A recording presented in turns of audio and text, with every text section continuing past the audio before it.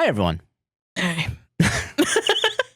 Welcome to A Podcast Will Save This Relationship. I'm Josh E. Him. I'm Sarah She Her. And on today's podcast, we talked way too long about Way Cocaine too long Bear. about Cocaine because Bear. a patron asked us to review it and watch it. And we did. We went to the theaters. Yeah, we went to the fucking theater like we did with Minions a year ago. We watched Cocaine Bear. Then we talked about Perry Mason. Then we did... we talked about Mr. Robot, too. Yeah, you put that in there. All right. And we talked about... Very hostile in the studio today. Yeah. we started Starkit prophecy. Big words. I can't say them today. You're going to realize that I can't read today. And then we did Reddit and listener stories as per usual. Yeah. And yeah, it was a fun episode. Yeah, it was good. And we told everyone to go F themselves. We did. Every single person. We were like, go F yourself. Yeah, we were like, we're fucking quitting. But yeah, enjoy the show. Don't forget to like, comment, subscribe, hit the gosh darn bell if you're on YouTube, and raise 5 stars on Apple and Spotify. And check out the Patreon and buy me a coffee if you want to financially support the podcast. Indeed. If you enjoy these next 2+ hours of content, baby. Yeah. But yeah, enjoy the show. See you there. Yep. Bye. Bye.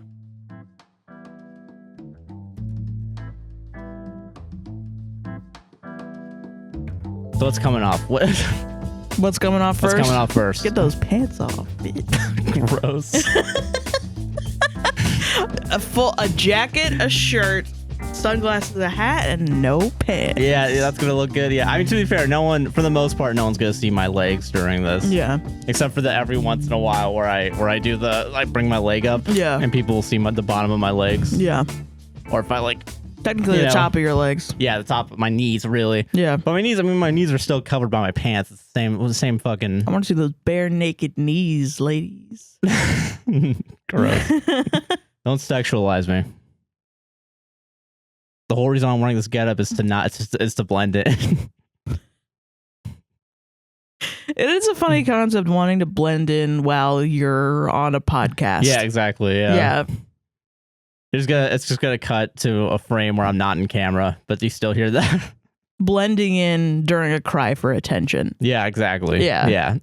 I'm a land of contrast. Yeah, absolutely. Yeah. So what's coming up? Okay, not pants. I'm keeping the pants on. Okay. I'm keeping my shirt on, my shoes on, socks on, jacket on. It's hat or sunglasses. I think the glasses are gonna come off first. You think the glasses are coming off? I'm not gonna lie, it is easier to see in here, right? Because of the thing? Because of the bright ass lights, yeah. And I'm like, when these come off, yeah, no, it's bright. Probably because I looked right into them. Yeah, don't do that. I mean, that might be part of it. That probably is, yeah. That is, yeah. I'm just thinking of that one time that someone started look like an Avengers, and now I'm just like committing to it. Yeah, just for 2 minutes, you know. Yeah, glasses are coming off. Yeah. Why is it socially acceptable for hats to be indoors? It's not. Oh yeah. It's an old Christian thing. What about sunglasses though? But hats are becoming more respected indoors. You know what I mean? Yeah, because fuck Christ. Yeah, I agree. But why haven't sunglasses gotten to that yet? I don't know. Okay. People want to see your eyes. They want to see your soul. Gross. Where do you think your soul is? In your eyes or on the top of your head? On the top of my my forehead? No, like your scalp. Why? Why would it be? Because that's where your hat is. So I don't know. Why is it immodest to put a hat on the top of your head? Just the top of your head. You know what I mean? I mean, the rules differ from each religion to religion, right? Yeah. Yeah. But I mean, why in the Christian way? Sometimes hats are modest. Sometimes hats aren't modest. Yeah. There's a whole Carlin bit about this. Oh, really? Yeah. Oh, well, it's already been done, so let's move on. Let's move on. Yeah, let's not taint perfection here. Carlin already did it, Sarah. How are you doing, Sarah? I'm doing good. I was trying to get to a point where I could say that at my confirmation I had to wear it was a thing because I didn't have a doily to put on my head. And they had to pin a doily to my fucking head, my little 13-year-old head scalp. So I could go, and I mean, it's not painful. It's not really that big of a deal. It was just kind of like, okay. But yeah, I had to do that. Yeah. Okay. Interesting. Yeah. And I still to this day, I'm like, that like a thing? I don't know. Yeah. I don't know, honestly. I don't know a lot about religion. I don't know either. But yeah, how you doing? I'm chilling. How you doing? I'm doing good, man. I'm fucking chilling. We it's been a nice week. It hasn't, but yeah, it's been weird, huh? It's been a weird week, yeah, but fucking it's been a week. It exists on the calendar. Much like how I'm gonna say Cocaine Bear exists. Cocaine Bear does exist. We did go see Cocaine Bear. We got recommended in the Patreon Discord to watch Cocaine Bear. Which I don't know if it was a recommendation now, because it also didn't seem like the other person liked it. Yeah. Well, I guess it was like, it's so bad that you need to see it. Yeah, I guess. And they also said, like, I wouldn't recommend watching it sober, which is an awesome thing to say to me, man who doesn't drink alcohol. Yeah, and we can't do any drugs because of our landlord. Yeah. So, I mean, we could have found, like, an edible, but, like, that's expensive. That's asking a lot. That's asking a lot for this movie, yeah. If your movie is good only when you're high, if your movie, you're gonna have a bad time. If your movie requires me to contact my dealer from, like, 2 years ago, drive like half an hour. If your movie requires me to download Snapchat again, maybe it's not worth it. Maybe it's not. And you know, this is the first movie we've seen in a theater since Minions. Yep. So it's been almost a year, I think. It has been. This is the movie of the year. Yeah, movie of our year. Yeah. Cocaine Bear. Because we got fucking recommended. Yeah. So okay. So yeah. So what do you said, Josh? I wanted to talk about this movie because you said I'm gonna tear into this like a bear. Like a bear on cocaine and do a corpse. Yeah, I said that for realsies. Yeah. I want to.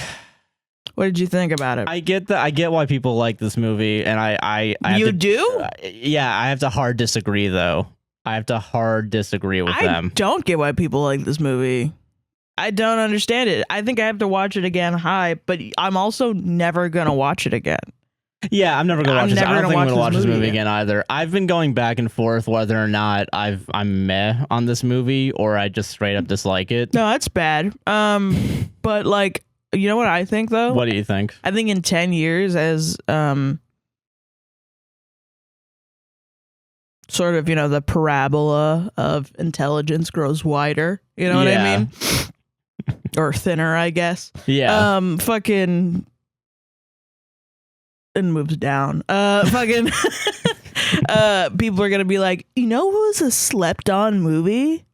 Fucking Cocaine Bear. You know, that's for sure gonna fucking happen. And I'm gonna be like 60 years old and I'm gonna be like, what? And they're gonna look at me and they're gonna be like, you're judgmental bitch, grandma. And I'm gonna be like, maybe, you know, maybe, because it's not, there's one of me, and there's millions of you. So maybe I am. We outnumber you, yeah. Yeah. Now, I get why someone that just wants to go see a movie. No, actually, I can't even agree with that. I don't agree at all. It was a bad movie. I'm really slowly being like, this movie doesn't have an audience. Well, because I was like, okay, maybe it's like a small studio, because it seems really bad. Like, it seems like we watched a student film that didn't make any sense. Yeah, okay. That's what it seems like. Okay. So I thought it was like a small studio that just got a bunch of like an injection of money, funding for marketing. Or reshoots. Yeah. Because there are a few big names. There's actually surprisingly a lot of big names. A bunch of people that I don't recognize. Like it's the guy from fucking young Han Solo. Yeah. A joke I made last week, not related to this movie, but I mentioned Han Solo during Last of Us. Interesting. Fucking there's you did. Yeah. The fucking mom is a famous person. She was in the Americans, I think, with Matt Sudeikis. I don't No, know. it's a like a drama that also stars the guy from Perry Mason who was also in this movie. Really? He's in everything. Yeah, we were talking about this before, but yeah, we're talking about the fact that Perry Mason, Matthew Rhys, I think is his name. Yeah, Rhys. Rhys was fucking, whatever. Yeah. He's in this movie too. He's in this movie for a little bit. For 2 minutes. Yeah. Do we go through the plot? Okay. Let's get our general thoughts down before we go into spoilers. Okay. So I'm gonna say off the bat, I don't recommend this movie. I think if you're sober, don't watch it. Yeah, if you're sober, don't watch it. And I don't know what the trailer is. If the trailer had jokes in it. Apparently. I thought it was going to be a comedy.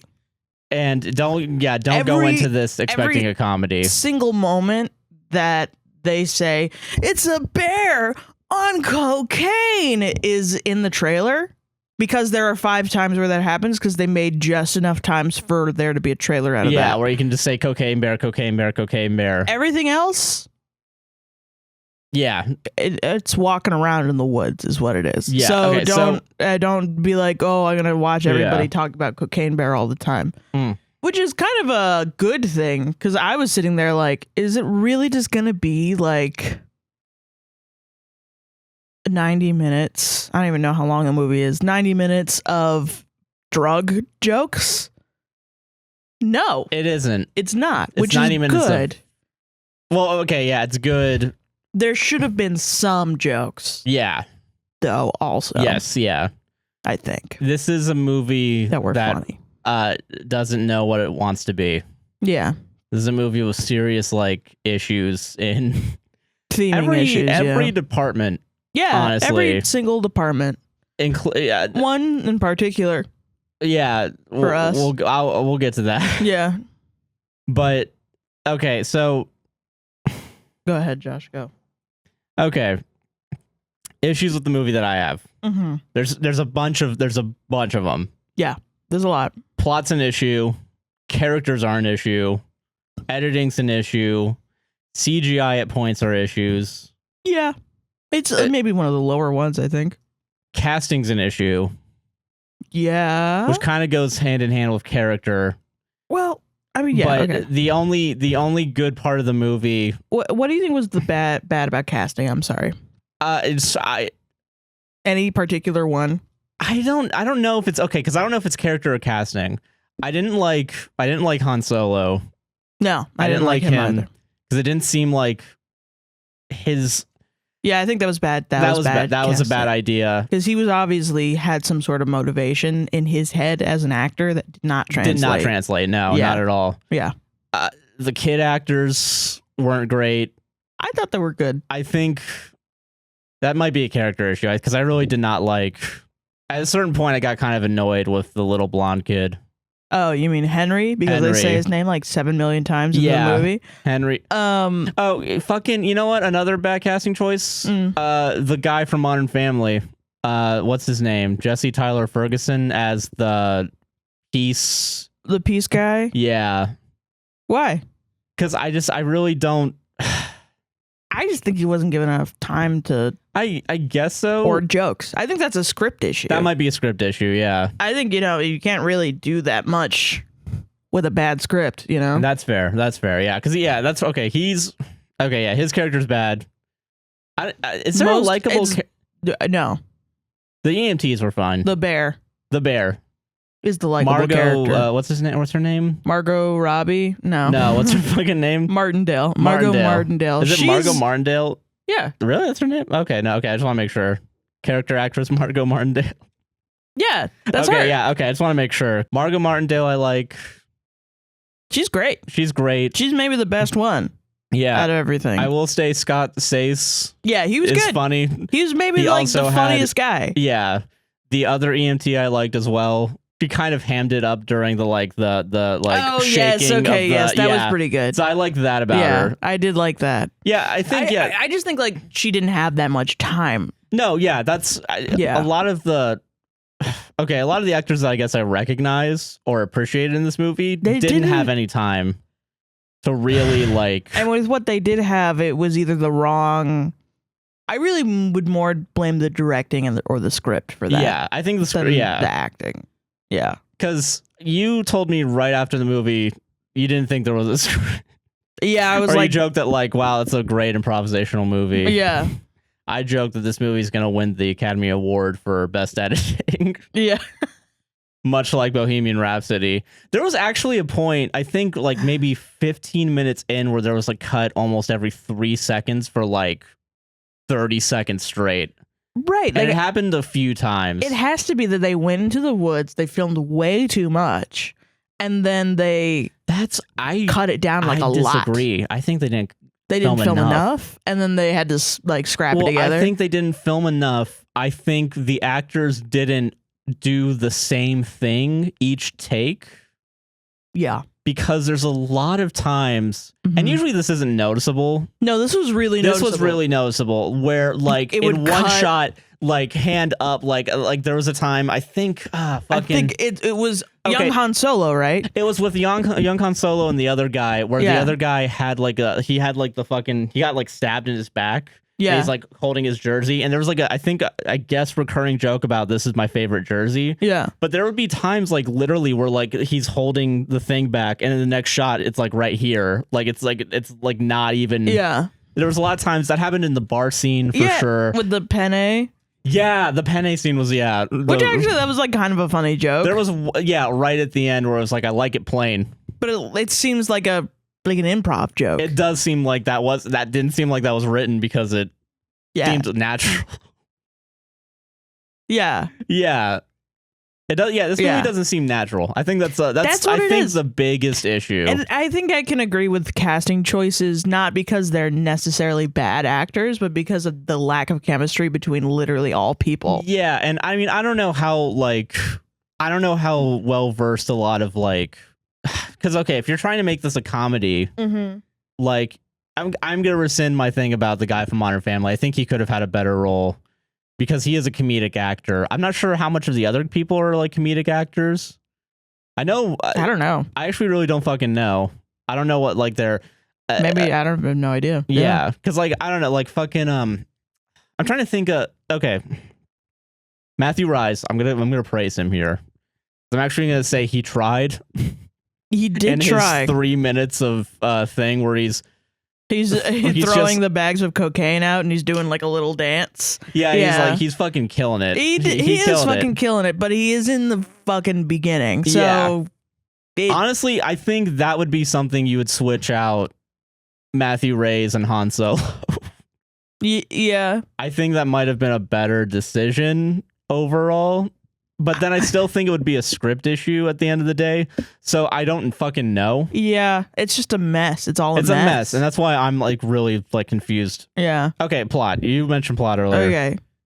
Do I get to say my feelings about it? Or you can say your feelings. Yeah, okay. I'm sorry. Okay. Fucking pretty much everything that you said, but I think specifically none of the characters really felt like they were making like sane choices. And specifically when dealing with a bear in the woods, there's a bear and it attacks you. If it's black, fight back, and no one does.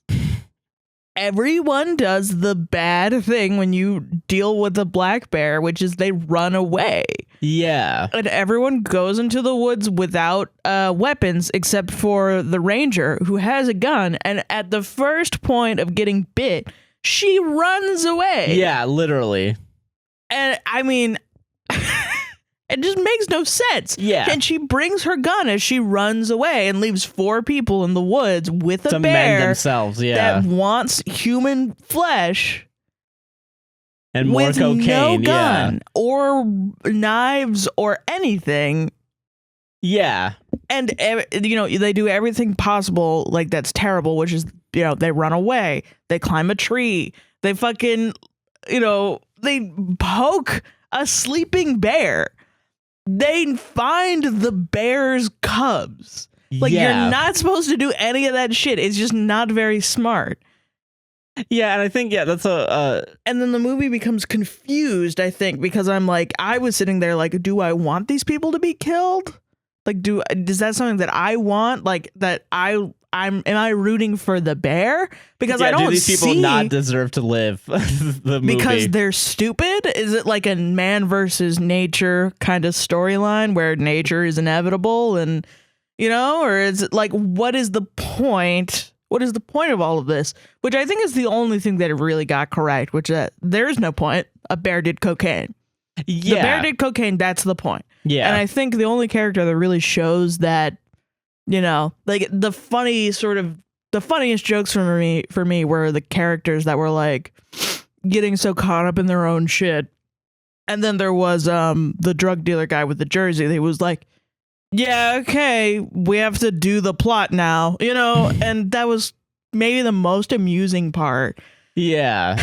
But everything else, the jokes were stupid. It looked like they edited out most of the setup for most of the jokes, so I was pretty disoriented most of the time. Like, this motherfucker, the drug duo. Yeah. The guy with the jersey, the black guy with the jersey, and the fucking young Han Solo guy. They were walking around, and all of a sudden, the guy with the jersey goes, "I'm sick and tired of this game." And they have this like kid that's like a fuckhead. Yeah. And he's like, "What game?" And then he goes, "I'm sick and tired of this game." And he says it like 3 fucking times. And the young Han Solo's like, "You gotta ask a question." And they don't set it up that it's fucking 20 questions until like 5 minutes in. Yeah. As if that stilted dialogue was the setup for the joke that they're playing just happened. 20 questions. Yeah. The joke is that they're playing 20 questions in the woods and they're drug dealers. Yeah, and that's another big issue. It's not funny. Is a lot of the jokes aren't jokes because what are the jokes? They're just like situational, like wacky shit. And it's like, that's fine, but it's also they're played completely straight. Yeah, when a lot of the movie isn't trying to be played straight, because I think a lot the characters are like too wacky to be playing it straight. It's like you have this wacky little bear on cocaine and everybody else has trying to do like a drama, and it makes no sense. Yeah, and it's a very weird whiplash. Yeah. But then also like there's characters that are okay, so like the guy from Modern Family character is supposed to be a wacky guy. He's the most wacky, I think. But like also in the beginning there's a couple, the first victims of Cocaine Bear, that are like kind of wacky, and I thought that's how they try to set it up. Yeah, and they kind of make the guy that survives that altercation wacky later.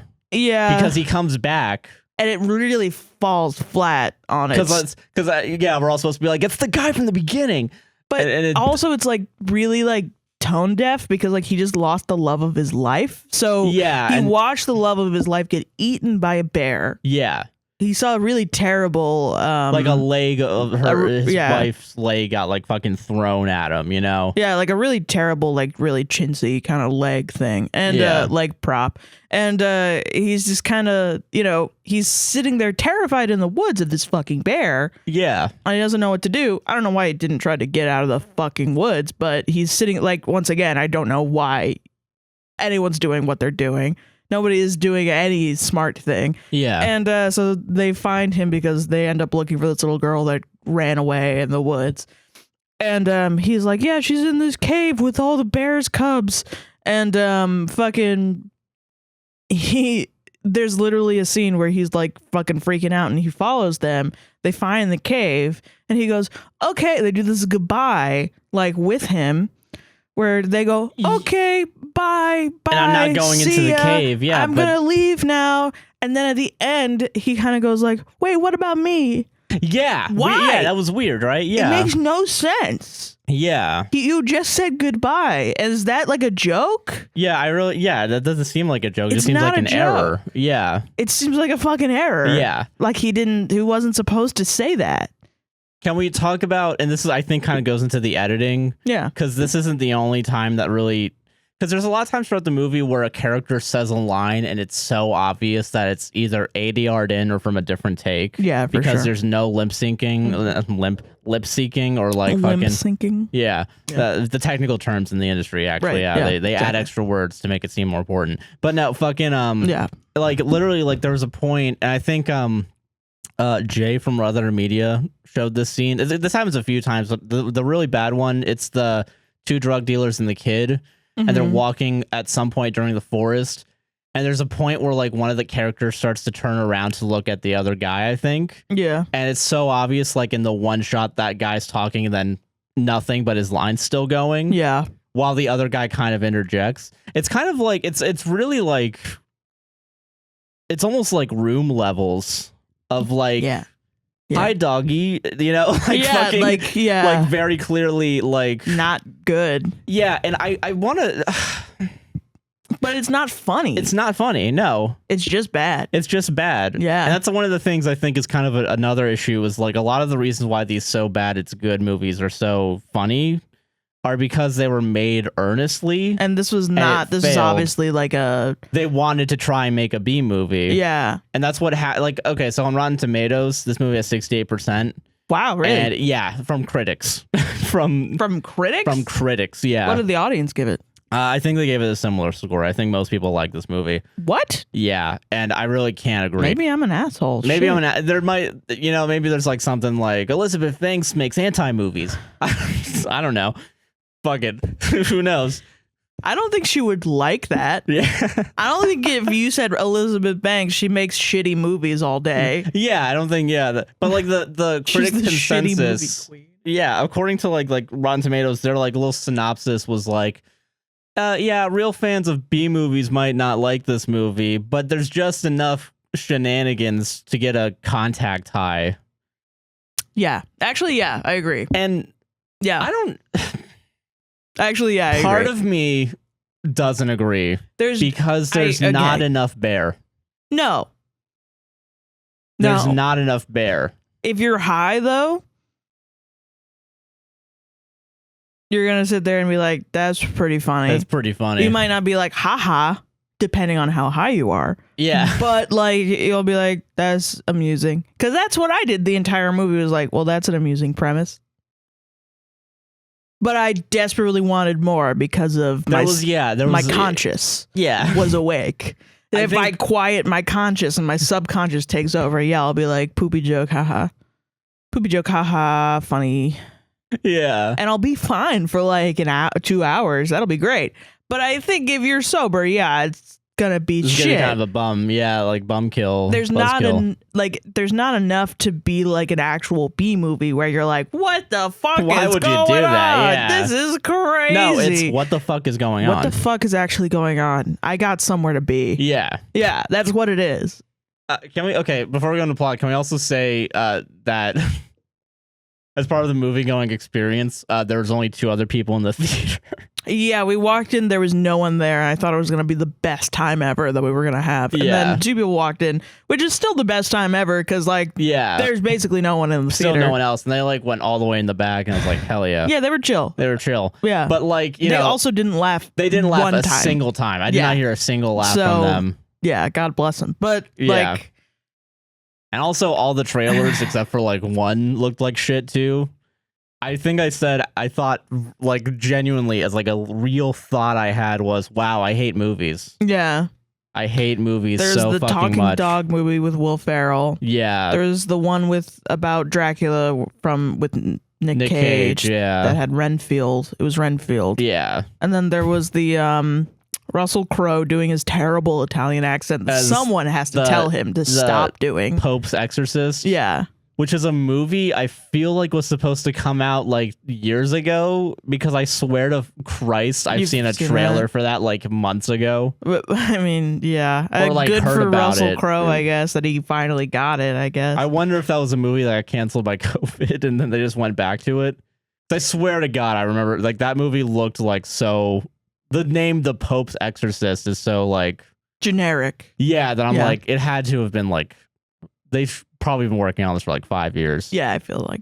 And then there's a Stephen King Boogeyman. Yeah. But okay, so now we can go into plot, I think. Okay, so buckle up. All right, so in the beginning you are introduced to the protagonist, which is Michael Reeves. Michael Reeves. Michael Reeves. Making a cocaine robot, yeah. Which is the cocaine guy that throws all the shit. And then you're introduced to the protagonists, which are the 2 couples, yeah. And they get eaten by a bear. One of them gets eaten by a bear and the other one's like afraid. Oh, and then you get introduced to the protagonists, which are the police. In a completely different state. Yeah, in a completely different state. Now, the first one, the first one was in a plane. Second one, we're in Chattahoochee, Georgia. Yeah, which is a national park by the Chattahoochee River. They were in like a different place that was like, I think it was Kentucky or Tennessee. I think it was Tennessee, a southern maybe? state. That whatever I'm pretty the flight sure path was. Yeah, Tennessee, because they dropped a bunch of shit in a driveway over Tennessee. I think they said they were going to go down to Georgia, but it seemed like the national park was in Tennessee. No, it was in the Chattahoochee is in Georgia. That's so weird because I swear to God, like it said the Chattahoochee River goes through a bunch of different southern states, and this you will only know if you've lived like around the Chattahoochee. No, I'm saying this only because I swear to God, in the movie, they did Chattahoochee, comma TN. Yes, that's what I'm saying. It goes through different. It goes through multiple states. But the forest is in Georgia. Yes. So the movie's wrong then, because they went to the national park in Georgia, but they claimed it to be Tennessee. So no, so the plane guy dropped all the shit in a fucking driveway in Tennessee. Okay. That was the whole point of the police officer being like, I'm going to go down to Georgia and figure out what's going on. Meaning I'm going to go to the forest and see what's going on. And then they were like, well, you don't have jurisdiction there because that's a whole different state. Yeah. Well, the reason why I'm saying that is because, you're not joking about the protagonist thing, but like every time that they introduce a new protagonist, it's a different state. It's a different city and state. Yes. Yeah. And then it was Missouri, which is also next to Georgia. Okay, so it's just all. So it's if you don't know that, which is also like a very specific thing. You should know where your states are, but like, I mean, I don't know. It's a very specific. Where's Utah right now? Area. Utah is next to Colorado. It's on Colorado? The 4 states. Colorado is carved out of Texas. Where's Nebraska? Nebraska is like looking up over there by Idaho. You're lucky. I didn't know where any of those were. But why'd you ask me? So I could learn. Can I check and see if I was right? Yeah, let's see if you're right. Now, because I wanted to call you on your bluff. No, okay, I'm wrong. New Mexico is cut out of Texas. Sarah, you should know your state, so you're in, everybody. Is above New Mexico, and Utah is next to Colorado. And you said Nebraska? Mm-hmm. Oh, Nebraska's right next to Colorado. It's not next to Idaho at all. I was thinking of Wyoming. Why did you choose all the ones that are just squares? I didn't realize I was picking the ones that were squared. I just wanted to call you out. You just chose the most nondescript ones to be a dick. Yeah. But okay, all right. Okay. So I'm sorry, but continue. Okay. Fucking yeah. I don't know. I feel like it's a very specific thing. I don't think a lot of people that I know that all these states are next to each other. Okay. You know what I mean? That's fair. I don't know. But okay, so we're back at the police protagonist. So police protagonist, and then they're like, there go all these drugs. I'm gonna find out who did it. Who done it? Because I'm a policeman. Yeah. I work in the DEA. And I know all about drugs. Yeah. And then we cut to the real protagonists, which are the drug dealers, which are in St. Louis, Missouri. Yeah. And they're like, we just lost all that cocaine. Go tell my son to get the cocaine back. I know his wife just fucking died. Ray Liotta's in this too. Ray Liotta, yeah. It's in loving memory of Ray Liotta. And then we meet the actual protagonist of the film, which is Ray Liotta's son, who just lost his wife. And he's eating pasta that doesn't have any sauce on it. Yeah. Wacky. What a wacky guy, yeah. And the police officer has a dog, but it's like a girl dog. Oh, yeah. They gave the dog like a little pink bow at the top. Which I'm like, they wouldn't give you that in an animal shelter. You purposely did that. And also, like, you fucking... Another continuity error, number 1.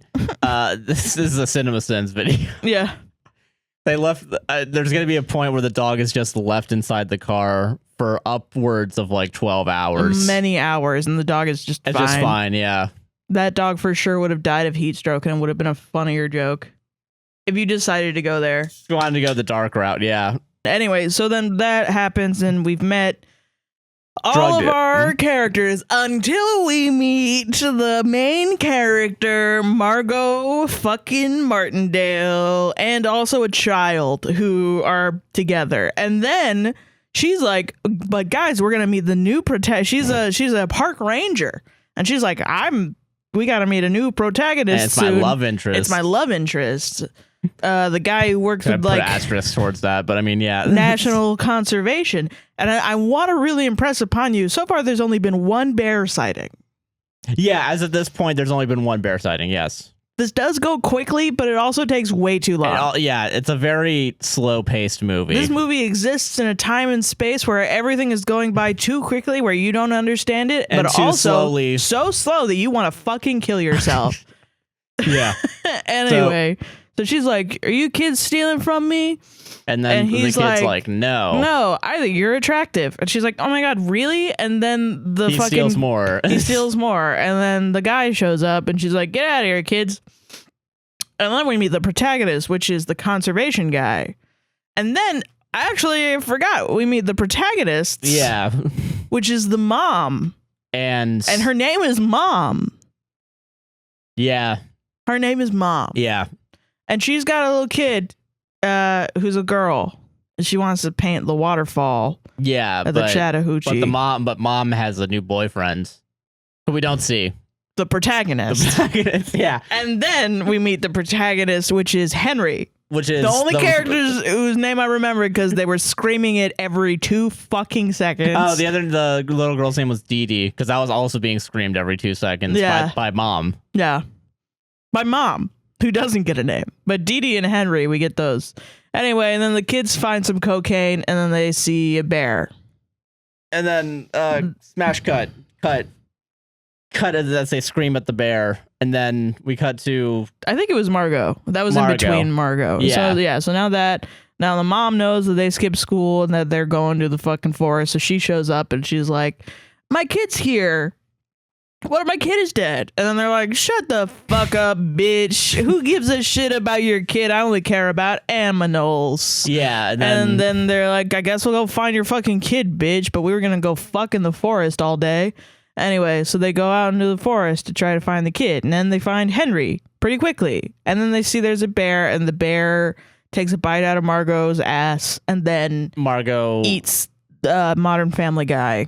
Not even eats. Just... Well, yeah, he eats his like guts, I think, is what it is. No, yeah, he eats his leg. That's what happened. I don't know why the leg was the one that was attacked.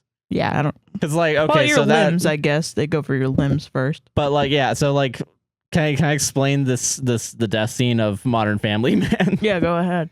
So they're on a scene, and at some point, the Modern Family guy gets coke all over him. Mm-hmm. Because also the kids, at some point, they do cocaine. They do coke. Not even really. They don't snort it. They eat it. They're just doing cocaine. And, like, spit it out immediately. But you also don't get to see the effects of a child on cocaine. Like, they go there, but they don't actually go there. Yeah, they like, you know, like... Also, I think the little girl is a comedian. Oh, really? A comedy actress. Because I think I've seen her in other stuff, like this. Okay. Like schlocky movie stuff. Like okay, that's fair then. I just haven't seen it then. I mean, it's not good stuff, but like, I think she's known for being a comedy. Yeah. Okay. So, kid. But fucking, there's a fly flying around. I just keep seeing it. But fucking, okay. So, Modern Family Man climbs up a tree, and there's a joke where it's like, "Why'd you climb up a tree?" Is it a joke? And then the kid's like, "Well, why did you climb up a tree if it doesn't matter?" And then he's just like on coke and ha ha ha. Yeah, because he like accidentally fell into a bag of coke and like snorted it a little bit and so like climbed a tree. Ha ha. He's on coke. Cocaine Man. That's the name of the movie. And like, also, I've never done coke, so that maybe is why I don't get it. I don't know, but like, I don't understand. Do the effects of coke make you go up and climb a tree? Yeah, that's. Like, I feel like it's not really like. I feel like it's one of those things I guess if where you're freaking out and you're like adrenaline filled, you don't really think about. Yeah, I don't know. I don't fucking know. I didn't learn much from Narcos when I watched it. All I know is that I feel like the only thing I've ever learned about coke is that once you do coke, you just really like coke. Yeah, that's it. You just really, really like it a lot. Yeah, and that's literally it. But okay, Modern Family's a man's up in a tree, and the bear climbs up to get Henry. But then the bear realizes he smells the coke on Modern Family Man, and he jumps over. And climbs up and starts like licking his shirt, and then starts going after his limb. And then there's this really bad CGI moment. Is it that he wants the blood? Because it's on maybe because it's got coke in there. But like the interesting. That would be an interesting thing. That would be an pursue. interesting thing, but that also doesn't kind of work because the bear just attacked the first lady for no reason other than they ran away. Well, I mean, that would be, that's what I'm saying. Like, it could be funny if like they were on coke. Yeah, you know, just like they had coke. And you know, and then you'd have a lesson of don't do coke, because then a cocaine bear is gonna show up. It's gonna show up and drink your blood like a vampire. It's like implied that the bear is on cocaine and then becomes murderous. Yeah, and which is like, is that a thing? Well, okay, because here this movie also doesn't know what it wants to be in the sense that it doesn't know how to treat its monster. Yeah, because this is also a horror movie because the bear is like a supernatural freak. Yeah, like a freak who like will throw people in like hides and bushes. Like tactically, like it does end up being like a tactical bear, and like because like in that scene, the bear threw Margot Martindale, and then went after the Modern Family guy and like dragged him until he got away. But like it seems like the bear was playing, like the fucking corpse. with him, fucking. Not him even up. the corpse, but that's when he's still alive. Yeah, right. Because and then Well, that is also like I feel like I've heard that about bears that they will play with you. Okay. Because they think it's like. I don't know. I feel like they made him more bear than cocaine. Yeah. Honestly, yeah. But just a bear is terrifying, yeah. Half bear, half cocaine. All terror. The $6 million cocaine bear. And it's just like half a bag of cocaine and the rest is the bear. Yeah. No, okay, so fucking oh god. And then so the death scene of Modern Family Guy is he falls out the tree. And it's really bad CGI. It's pretty bad. It's like the worst CGI I think I've seen in a long time. Since Minions. I don't know, like fucking Minions is pretty good. Minions was good though. I mean, yeah. So I don't even know. So that happens. The drug guys show up and they get like attacked by these kids, and the kids stab the guy in the back. But like they knock out like 2 out of 3 of the kids. Oh yeah, 2 out of 3. Yeah, and then like they take the third kid away. And then they walk around with the third kid, and then the 2 other kids. Margot Martindale comes back. She finds out those kids, whatever. She shoots one of the kids on accident, trying to shoot the bear because Margot. Okay, so I think the scene would have been funnier in a funnier movie. Yeah. If it committed to the dark comedy. Yes. But so it didn't. So it actually kind of felt like jarring watching that scene. Yeah, it was like, oh shit, they're actually going to show stuff. Yeah, because they hadn't. Because like even when the Modern Family guy was getting like eaten to death, like it was all off screen and you can only see the blood coming down. Yeah, which was even more than what they did with the woman in the beginning. Where they just that was threw by a the leg. It was just like, ooh, some fucking PA on set. Yeah, like that's what it was. So that was like the first real like big piece of we gore. saw a guy get shot in the face. Yeah, so what happens is like there's a misunderstanding about Margot's talking about the bear, but and they think they're talking about the drug dealer. Yeah, because they don't say bear, you know. Yeah. And then so they open up the door and the bear's sitting all cute, and the guy is like freaking out, like that's a bear. And then she shoots him in the head because she like get the fuck out of the way. Yeah, and also she like closed her eyes, like not wanting to actually look at what she was doing. And also she's a bad shot. Pretty Also, isn't she shooting a shotgun? No, I think it was a pistol. She had a pistol for most of it, but I thought she went back to get a shotgun. And I was like, I don't know. It was like a long barrel gun. And I was like, you don't shoot close up with those. You know what I mean? Because they spread. Yeah. So I don't know. I really don't. Also, like a pistol wouldn't make that large of a hole in that guy's head. If it was I think the revolver does. It does? Yeah. I know there's like there's different types of like, I'm not a gun nut, but like I know there's like different like gauges. I know just a pistol versus long barrel. That's it. Yeah. Well, I know I want to say there's only like 3 real. I remember the pistol because in the cop shows up eventually and he has a gun. He has a gun, but like during the EMT, the ambulance scene, she's using the pistol then. Yeah. And then the Ray Liotta comes with I think she just has it, but yeah. And so then Ray Liotta does come with a long barrel. So but yeah. Never uses it. Yeah. I mean, uses it one time to shoot a very small bullet through the police officer. The smallest bullet. Like a BB almost. He has like a sniper rifle, basically. Yeah, but like when they show like in that scene, it's like the smallest little red spot that slowly grows, but like at the beginning, it's like Well, I guess makes sense if you're a sniper. I don't know. I don't fucking know. But it's just like the distance didn't really make sense from how I understand it as just like a regular person who doesn't know shit about guns. I don't fucking know. I don't know. Okay, we're getting off track. So let's get back to the story. Yeah. So, okay. So they're Margot in the Robbie woods. shoots the person. The mom and Henry, they're like, we got to go find the girl. So they go find the girl. And the girl leaves like paint clues. And that she's they a just follow painter or something. Yeah. It's her personality trait. It's really fucking boring. It was so boring, dude. Anytime those two were on scene after the bear, because like I don't think they get attacked until the cave at the end. No, and it's not really an attack. Yeah, so they just keep walking, and then they drug dealers keep walking. Yeah, the drug dealers keep walking, and the bear doesn't attack them for a while. So the kids stole the cocaine and put it in a gazebo. So now they're going to the gazebo. Yeah, gazebo. and then they eventually come back to the cabin. Yeah, and the bear somehow gets on top of the roof. I think this happened before. Yeah, during that same scene where the guy got fucking shot in the head, but like.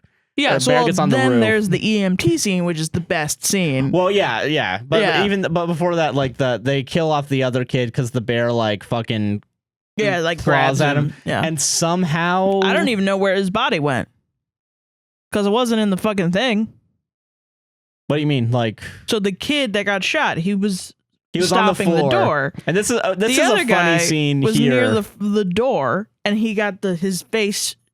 From the bear. Yeah. Because the bear puts his little paw in and it was like, ooh. Yeah. And then his body, I don't know where it fucking goes. It was in the EMT scene.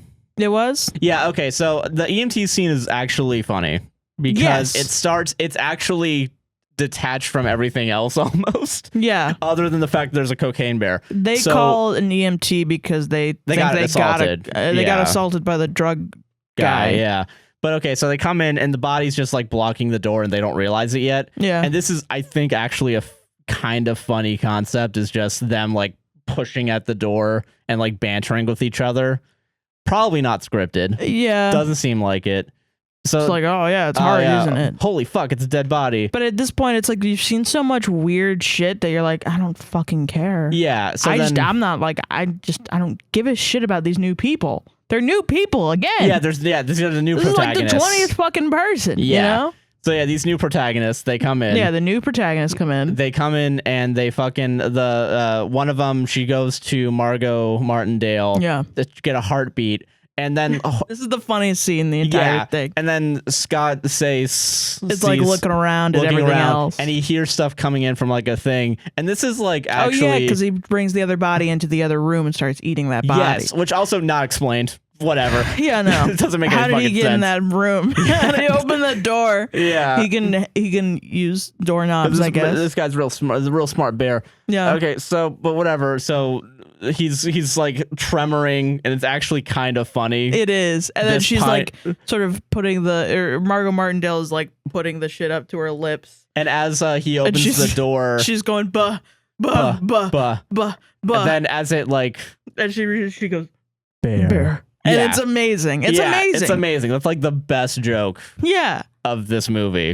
That's where it reaches the point of absurdity and it's like, this is fucking funny. Yeah. That's like, that was, it actually kind of committed during this scene to that. Yeah. And then they, they run away from the bear and they get into the thing and they, go through this wacky adventure. And our only funny characters are killed off. Yeah, immediately. Because there's no joy in the world. Yeah, Margot Martindale got fucking like skidded to her death. Yeah, like it was really her terrible. Face got skidded, and then Scott Sace got his wrist fucking. Which that was really funny to me. That was a because little funny, he's sitting there like with his wrist like what the fuck, and then it's the lady, goofy. the EMT is driving, and then she and crashes the car, and she falls out. And she crashes into a tree, and she dies, and and then the bear just runs away. Yeah. No point really. No to point it. other than because this movie doesn't want to also commit to being the horror slasher film. That Cocaine Bear should be. Yeah, exactly. The comedy horror film this movie should have been like. But that was the best scene, and then we move on to the most boring people I've ever seen in my life. The most annoying fucking like. I don't give a shit. Yeah, and then they eventually the cop shows up.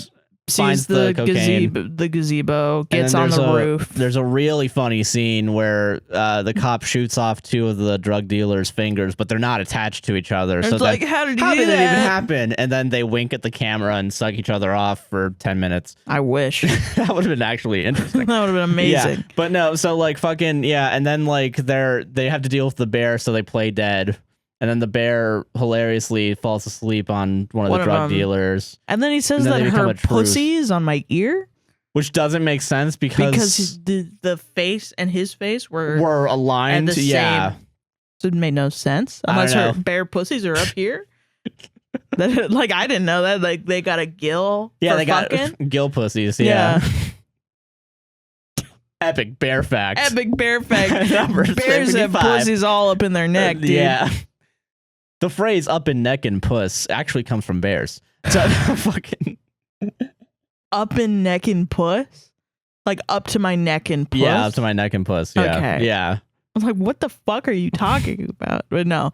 So yeah, and it's very funny. And then they come to a truce so the bear to get rid of the bear. Get the bear with cocaine and they just throw it away. And the police, the only smart person, is like, hey, here's some cocaine. Go over there for the cocaine. Yeah. And then the bear's like, okay, and leaves them alone. And because he's a smart character, he gets shot by Ray Liotta. Yeah. And then it's revealed that the other cop was insider for Ray Liotta. Came out of fucking nowhere. Makes like no sense because she's from Kentucky and they're from Missouri. Yeah.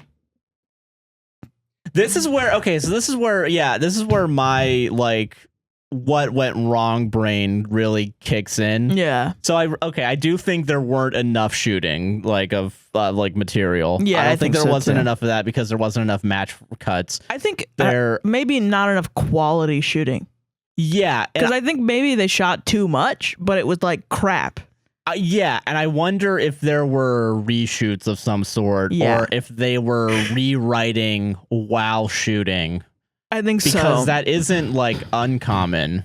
Yeah. That's pretty common. Like I know like a fucking a good movie, The Shining, was being written and rewritten every day while shooting.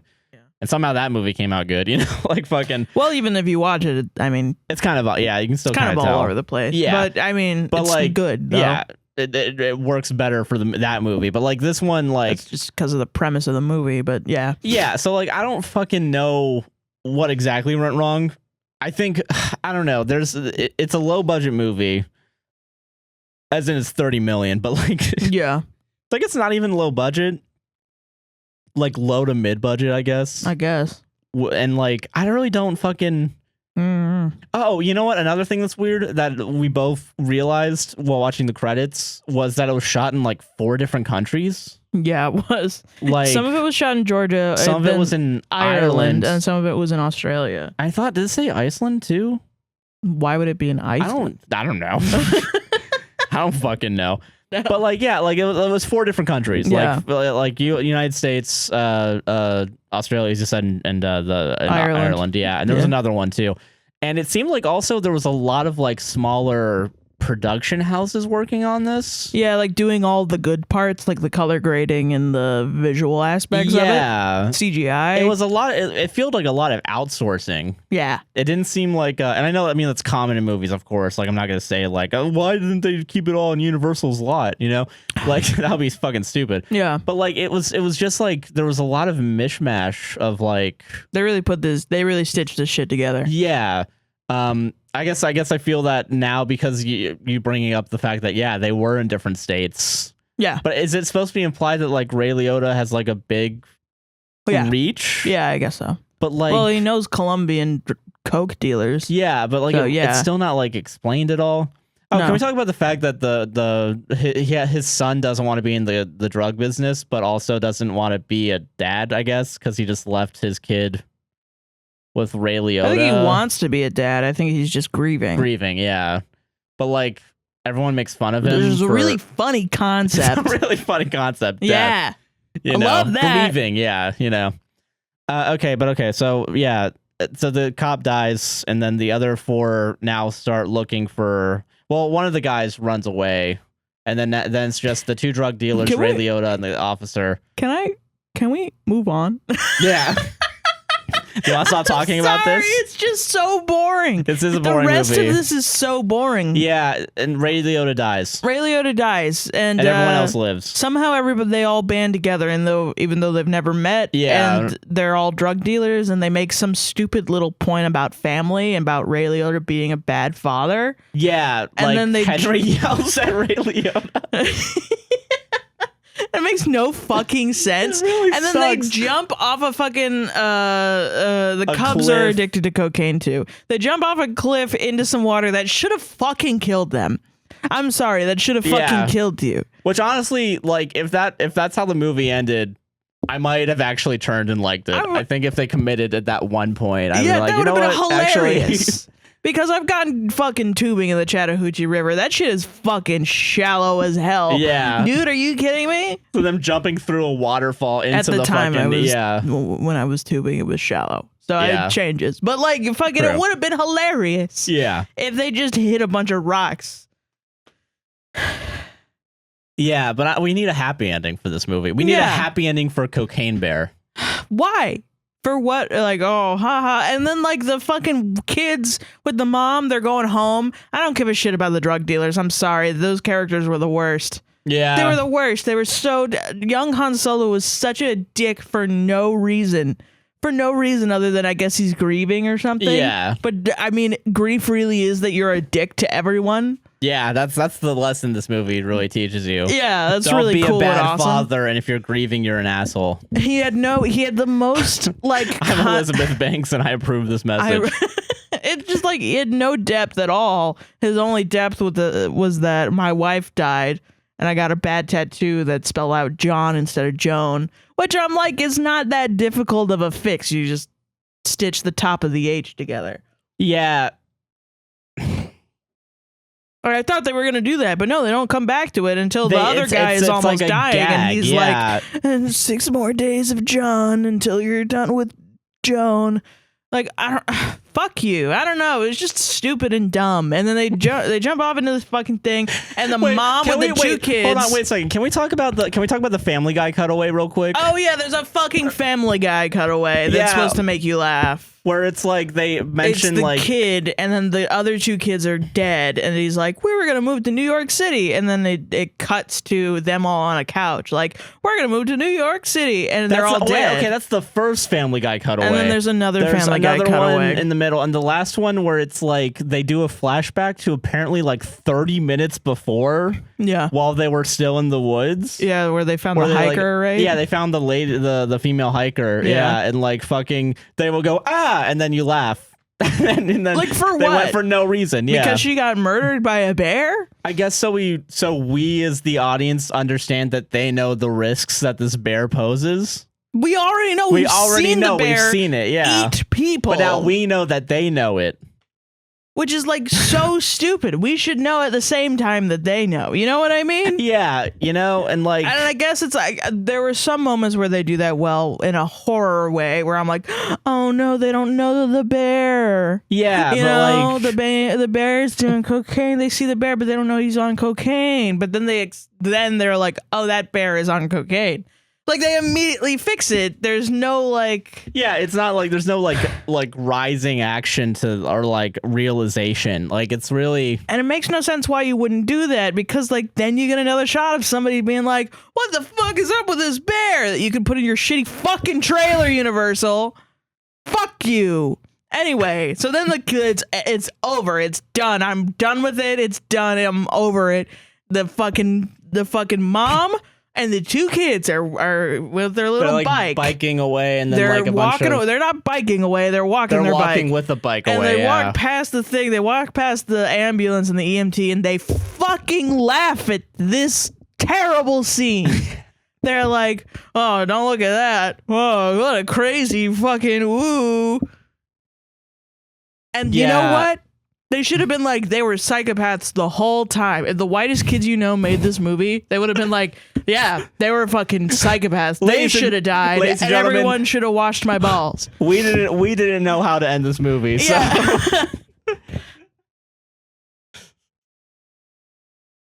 Oh, can we fucking... Oh, wait, there's real quick, there's 2 post-credit sequences I don't remember the first one. I don't remember any of them. I remember the second one because they make fun of the guy. The guy gets his fingers eaten by the dog. Yeah, which is also like, why would a dog eat fingers? Yeah, but it's haha, he lost his fingers.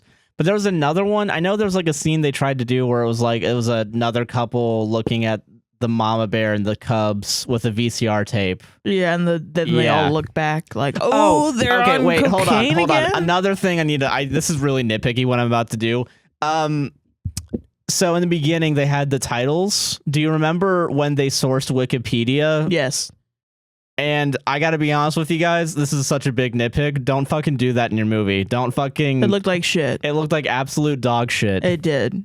And also choose a better font. Go to Adobe fonts. Oh, and then also, wait, yeah, they also fucking... Hold on. They chose like fucking like... They used Courier. It was Courier? It was for sure Courier. Choose a better font. Choose a better... Go on to fucking... Hold on, because they also... No. Go on to fucking Illustrator, make your own goddamn font. You can spend like 20 goddamn minutes and make a new font. You can take Courier, change the fucking kerning, and you'll have a new font. And it makes no goddamn sense why you wouldn't do that for a fucking feature film that's going to be advertised on TikTok to all of America. That you wouldn't take 20 goddamn... I spend more time picking out a font for my fucking podcast than Cocaine Bear did for a fucking title sequence where they source Wikipedia. About how...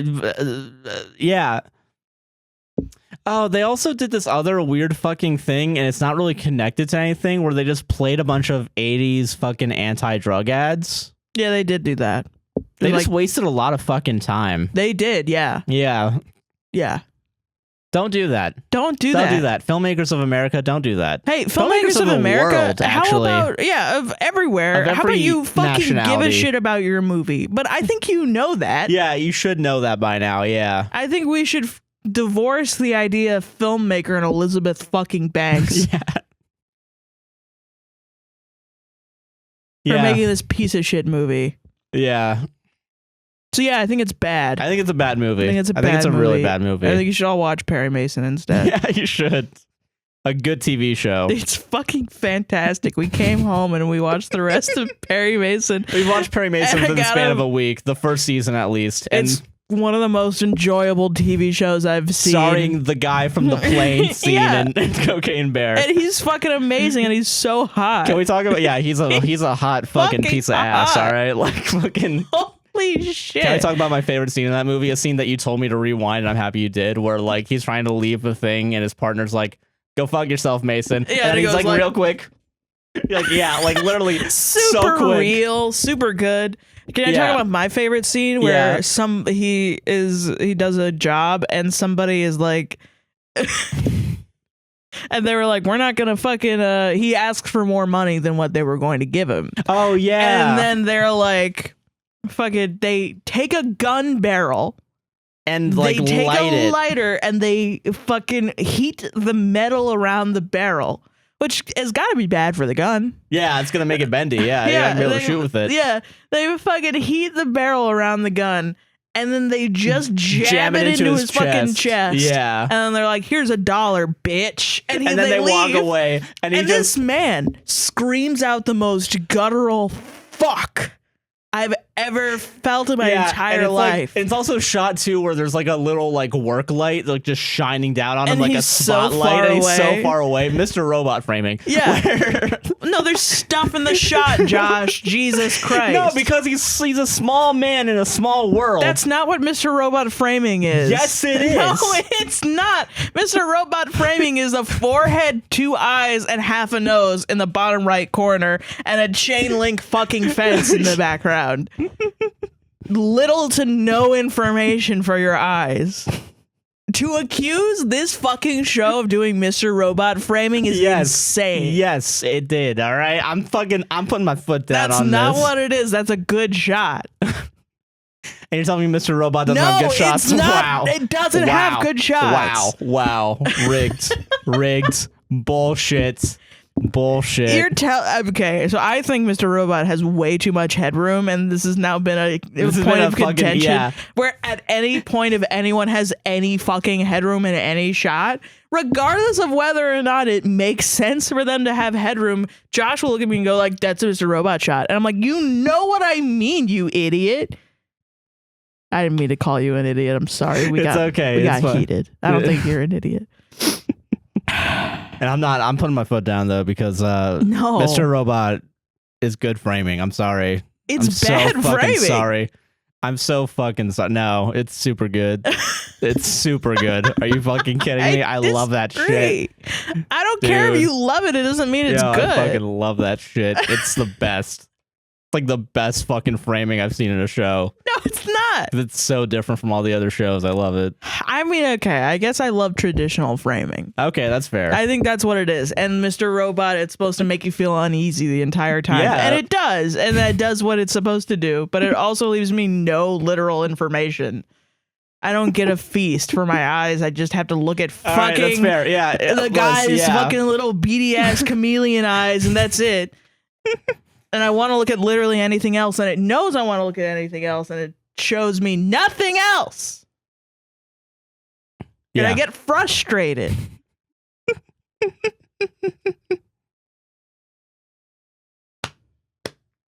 And I want to make like a fucking sketch show where it's like making fun of Mr. Robot, where it's like two people in a car and it's just like completely dumb shots every single time. Because I think that would be a very creative outlet for me. You know, I wanted to. Oh fuck! When's April Fool's? When do we have to do that? Oh, soon. We have to make fun of a. I can't spoil it, but fucking. Yeah, we have to make fun of something. Of something. One piece of audio dialogue from a different thing. Yeah. That has affected me since day one of hearing it. But fucking. Mr. Robot's a good show. I think was the main point. No, I think the main fucking point is everybody needs to go watch Perry Mason and Mr. Robot. Mr. Perry Mason Robot. Mr. Mason Perry Robot. Mr. Mason and Perry Robot.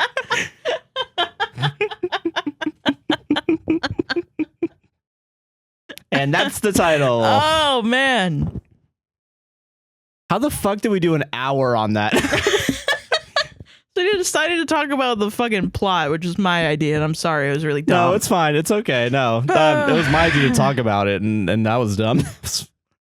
All right, Starkit's got to give the people what they want. Let's give the people what they want. We're only doing 2 this time. Let's do 2, yeah. If we're at an hour of recording, it's probably going to be like 50 minutes to 40 minutes for you guys, you know? Yeah. I don't got all day. I got to make a pizza. I got to make a pizza. I'm going to make a fucking pizza, eh? Gabba fucking ghoul. Okay. Do you guys like when I hold the mic? Let me know in the comments down below if you like this new thing I'm trying out. Chapter 1, the fight against the sitters 1. Of course I'm not okay. Lake Fall screamed loudly as she hissed at Starglam. Oh, wait, what happened in the last chapters? I don't fucking know.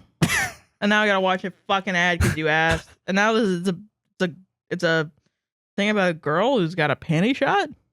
What? Yeah. Sensitive content. Oh my god, wait, was that an ad about this guy who starts fucking this girl? Wait, show me. Hold on. Show me right now. We can't show it on camera. I can't. It went away. Damn it. Fuck. It was about a girl that was reaching for a thing, and then it was like a panty shot, but I don't think she was wearing panties. And this guy shows up and is like, and then starts fucking her. It was like one of those like Pornhub ads where it's like, choose to fuck your step family. No, it's like that'd be crazy if like that's on Wattpad was like, we know our audience. No, it's like you know, like a chapter, not chapter. Chat GPT? No, the fucking ad that's like, have you seen those ads where it's like, my boyfriend's cheating on me, should I? Yeah, where it's like the 2D game. Yeah, I know what you're talking about. Yeah. Like the pick your own adventure bullshit. Yeah. All right, that's fair. They fought Holly. And there was a whole thing. Yeah, and she got away and they killed like a different person. Yeah. Chapter 1, the fight against the sitters 1. Sisters? I don't know. Of course I'm not okay. Lake Fall screamed loudly as she hissed at Stargleam. I'm being possessed by Hollyleaf. What do you think? She yelled and hurled herself at Starpop.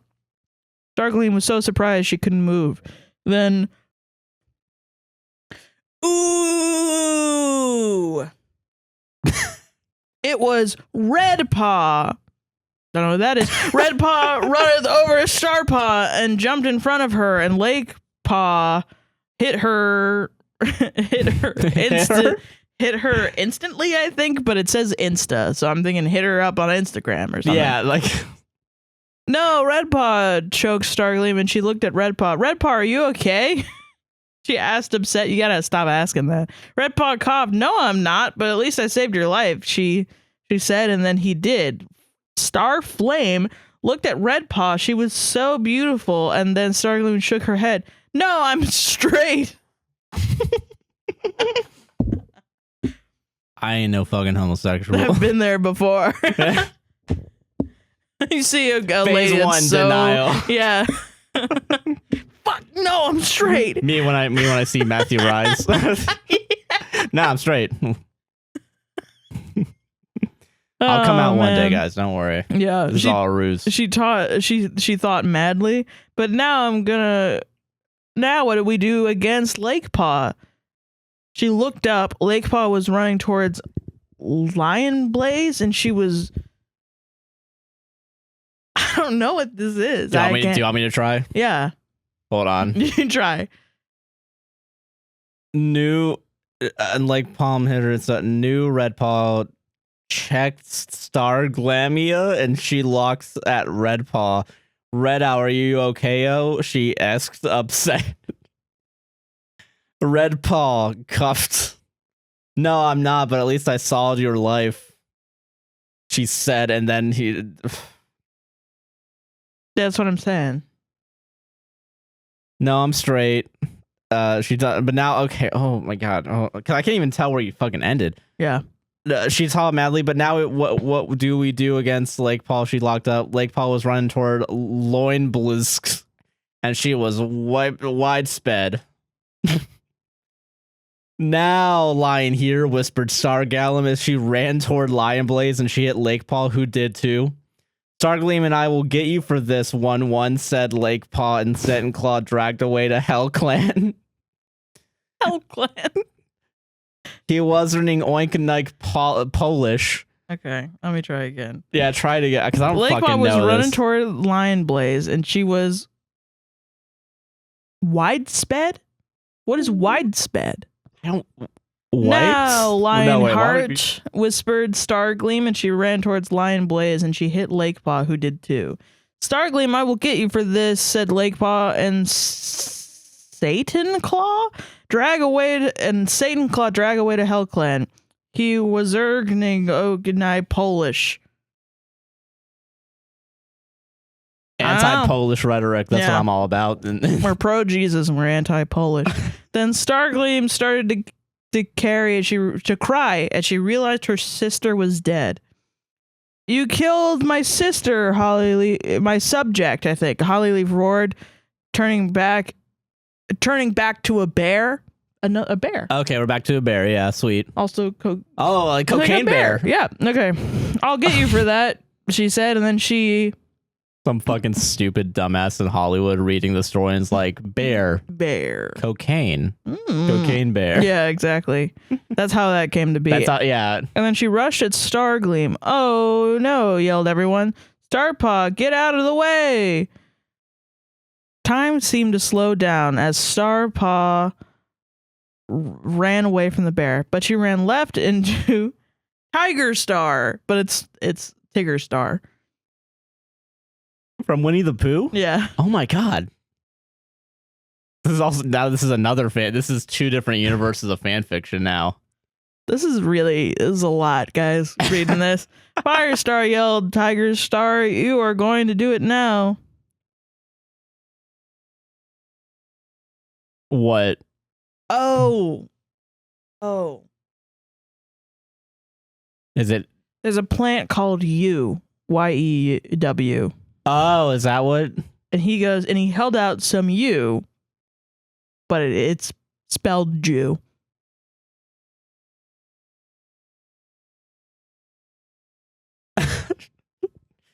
Did Matt Stone and Trey Parker write this, actually? Yeah. This is actually from Cartman's perspective. We're really anti-Polish, you know what I mean? Jesus Christ. Oh, shit. This is the layers, the mystique of... Oh my gosh, you, yelled Flame Paw. She looked at the U, but it wouldn't work because there's a lizard on it. They all looked at the lizard. It was a newt. The newt ran away. No, yelled Flame Paw. Now the U is gonna work. Eat the U, said Tiger Star. He thrust at Stargleam. Stargleam backed away. You're never going to get me to eat it. She asked, and then she yelled, you never took me alive. Are you so sure? Asked Tiger Star. And then he lunged at Stargleam and grabbed her and ran away. You're never catching me, he laughed meanly. I'm going to Shadow Clan. And then he left. Guys, I've been working really hard on this while I was gone. No, you haven't. I'm sorry for the wait. Review better, and I'll update more quick. All right. I'm gonna fucking unplug my microphone at some point during this. I'm just gonna walk away. Cause like, what the? This is unreadable, actually. Sometimes it is. It's like sometimes, most of the time, I feel like it's getting like worse. Oh man. Okay, chapter 12, the Dark Forest.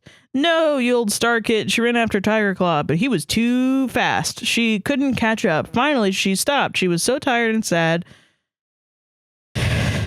Tears began to roll down her face. Her sister was dead, and Tiger Star had escaped. Why am I so useless? She asked. Why couldn't I kill her? It's not your fault, said a voice from beside her. What? Who's there? She said, jumped.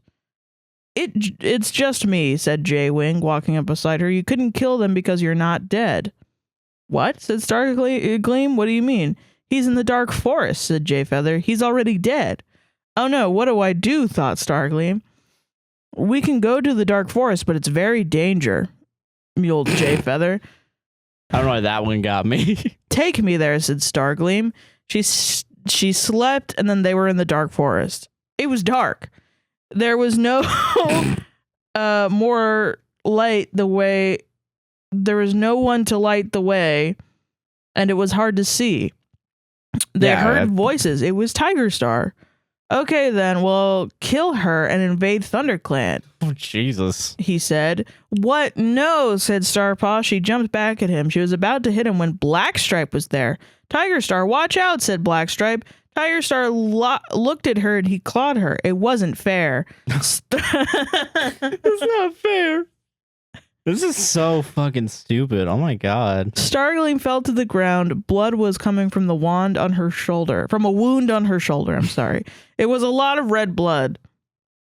Hawk Frost looked at her. She was so beautiful and so kawaii. What a tone shift. I'm sorry. What? He thought just like Firestar. He loved her. He had to save her. He jumped in the Tiger Star. He bit him, but it was so late. Starpaw was dying. It was turning black. I love you, he said as she did. And then Stargleam was died. No, not died. Exclamation mark 1 1. Exclamation mark 111. Exclamation mark 5 1s. Exclamation mark 1. Exclamation mark 2 1s. Exclamation mark. All right, you're trying too hard, you fucking troll. Jesus. Like that's way more ones. That's way more ones. You know what you're doing. You know, like I know it's obviously fake, right? Like, and whatever. Yeah. But like, come on. Yeah. So Stargleam died. Yeah. Stargleam was died, dude. Stargleam was died, dude. Isn't Stargleam? That's her warrior name. That's the protagonist. It keeps going right? in between, and it's really dumb. Yeah. So how are they gonna get out of this hole? Well, the next one's called Chapter 13, The Metang with Starcalm. So we're going to StarClan. She went to hell. She goes to heaven, just like Jesus. So yeah, so if you don't like this, you don't like Jesus. Yeah, that's true. Yeah, that's true. Yeah. Yeah. There you go. That's it. We did our piece today. We did our piece. We did our fucking... That's so fucking... unreadable. Mm-hmm. I feel like I'm translating a language. Yeah. Yeah. It kind of is, right? Where like you're trying, there's words that mean other. Yeah, it is. It's its own unique language. Yeah. Do you think the Rosetta Stone has this language and we just haven't figured it out yet? It's Starkit's prophecy on the Rosetta Stone. Yeah. Lish, yeah. I really, I'm a broken record here. I got nothing to say. I got fucking nothing to say. How did this become our fucking life, dude? Let's have some introspection here of like, how did we get to this? Yeah, how did we get here? How did we do this to ourselves where people want us to watch and read the worst possible media? I don't know. I really don't know. Do people like our hatred? Do you like seeing us suffer? I think that's what it is. Yeah. Our suffering is other people's playthings. Yeah. Guys, that's fucked up. Yeah. Guys, that's really fucked up. That's just fucked up. I don't even, yeah. Just fucking calling out our entire audience. Just like being like. It's really messed up that you like guys, this. It's real fucked up. Yeah, I know you're sitting there laughing. Like two about to divorce parents being like, it was your fault. Yeah, I'm not even going to sugarcoat it. This is really driving a wedge in between us. Driving a wedge. Just you and your existence. You and your existence is driving a wedge between me and my enjoyment of creating things I like. But you know what, Josh? Yeah. You know why we do this? Why do we do this? It's not for their enjoyment. Yeah. It's because we don't know what else to do. We don't know what else to do. We don't have any other ideas. See, that's the APWSTR guarantee. The broadcast, they'll just talk about fucking anything. That's true. And we know that we don't want to talk about just anything.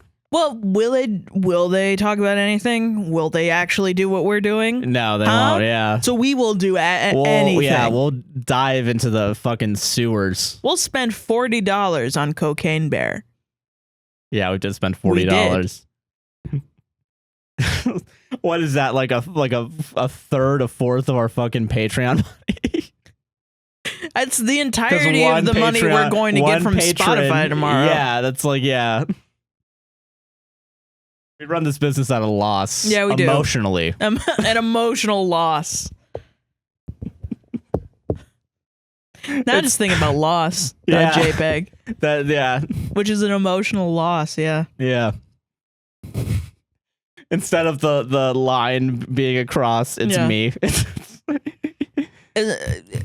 Can I, for next episode, tape loss onto the back of your thing? Yeah, honestly, yeah. Fuck it. With the lines? Yeah. Yeah.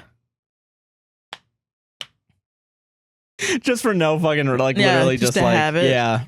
I don't know. It has been a while since I've changed out the epic smiley face. Yeah, I know, right?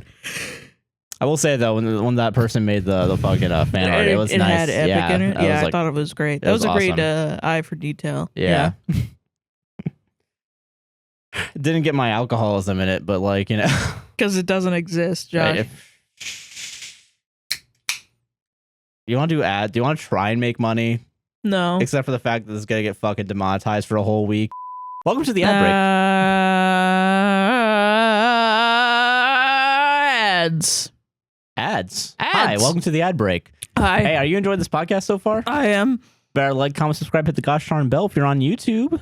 And if you're on Spotify or Apple Podcasts, leave us a 5-star review and we will read it on the show. Oh my God. Did we get any coffees this week? I don't think so, I don't right? think we got any coffees this week. But we have buymecoffee.com/APWSTR if you want to say something on the podcast. Only $3 a coffee. You can send as many coffees as you like and we'll read it as long as it's not racist, homophobic, sexist, etc. Which we've never gotten one of those. We haven't got one because our fans are good. Yeah. The real ones are cool. The real ones. Yeah.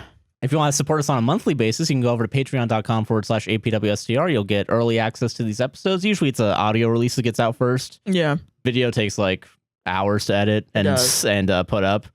But so you get at least the audio very early, usually the day before. Mm-hmm. You'll get exclusive content. We have the Matt Damon podcast. We're going to be working on that this upcoming week. Yes. And watch 2 new movies there. Yeah. You get access to the Patreon Discord where you get direct access to us and all the other patrons. Yep. And that's pretty fun. Everybody is really chill in there. People post their pets. People post fan art. People post regular art they're posting. It's pretty cool, honestly. It's pretty dope, yeah. We have someone right now posting a bunch of portraits from Homestuck. Yeah. A thing I don't know. Which is, If I read that, man, that would be interesting. If I just go through all of Homestuck. That might be interesting. Let's cut Starkits. Let's just... There's like, well, but the problem is there's like a visual aspect, so maybe I could sit while you read it. Okay. That's fair. Interesting. I don't know. We would have to figure that out. Yeah. But yeah, yeah. And there's a couple extra stuff on the Patreon as well. Other like old Reddits that we've done and other exclusive contents that we've done. Indeed. I might make a little unlisted playlist to make it easier to look at all of those. Mm-hmm. But yeah, so that's a couple ways to support financially. We have merch as well down in the description. Yep. And I think that's everything you guys can do. We also have channel memberships. We haven't streamed recently. We might stream this week. I think so, if we're able to. Yeah. Been busy the past like month. So I've been having like a mental breakdown every week, so. Yeah. But yeah, thank you all for watching so far. Keep enjoying the rest of this podcast. Hell yeah. Enjoy the Reddit segment. Do it. All right, welcome to the Reddit segment. Oh yeah. The world famous APWSTR Reddit. Goal. I don't know. But yeah, all right. So I got one Reddit story and 4 listener stories. Wait, what? Oh, God. Is everything good? It almost looked like I just sent myself an email with nothing in it. Yo, I worry about that so often. Yeah. There's been a few times, and I've caught it before, like doing the podcast, where I only send myself like one story. Oh, really? Like into the email, and I get worried because sometimes I usually delete the stories like from the Google Forms. The form, yeah. So I always like worry. Like, there's been a few times where I've accidentally deleted stories. Oof. And it's never been that many, maybe like 100. Not so bad. Out of the thousands we get. The thousands. Now we got like 10, right? We're gonna be down to 1. All right. One last one. Not even sure if I'm gonna do it yet because I haven't read it yet. And then we'll end the podcast. Yeah, we can end finally. Yeah. Okay. Am I the asshole for the way I divorced my wife? I, 39 male, recently told wife, 37 female, I wanted a divorce. A lot of my friends and family have been telling me the way I did it was wrong, so I'm submitting this to the court of public opinion. That is, am I the asshole? We were together 8 years, living together for 7, and married the last 3. We have no kids together, neither of us want them. I was thinking about leaving for a little over a year and a half, but felt like my mind was finally made up 5 months ago. So wait, hold on. Devastating. Okay, that's crazy. You should have just done it a year ago. I mean, yeah, I guess, yeah. I guess you can deliberate. But okay, still 5 months ago, I guess. I think if anything else, like once you made that decision 5 months ago. That's a long time, That's a while to just be like, I fucking hate you. Well, I've never been through divorce, so I don't know. I don't know, yeah. Let me call my parents right now. Yeah. How did they do it? How long did your divorce? Yeah. We own a house together, and I was concerned about having a place to live once we separate, so I started looking before talking to my wife. So I really want to emphasize for you TikTok commenters, he has not told his wife yet. Yeah, at this point he hasn't told his wife. This is all an internal dialogue like, with himself. Apartment.net. Like. Yeah. Once I got an apartment, I rented a van to move a couple things over. I purposely rented the van on a day she wouldn't be home, so she wouldn't bother me. I only packed things I bought myself, and it was only stuff she doesn't use, like my office desk and chair, my laptop, and my clothes. I left a note on the fridge.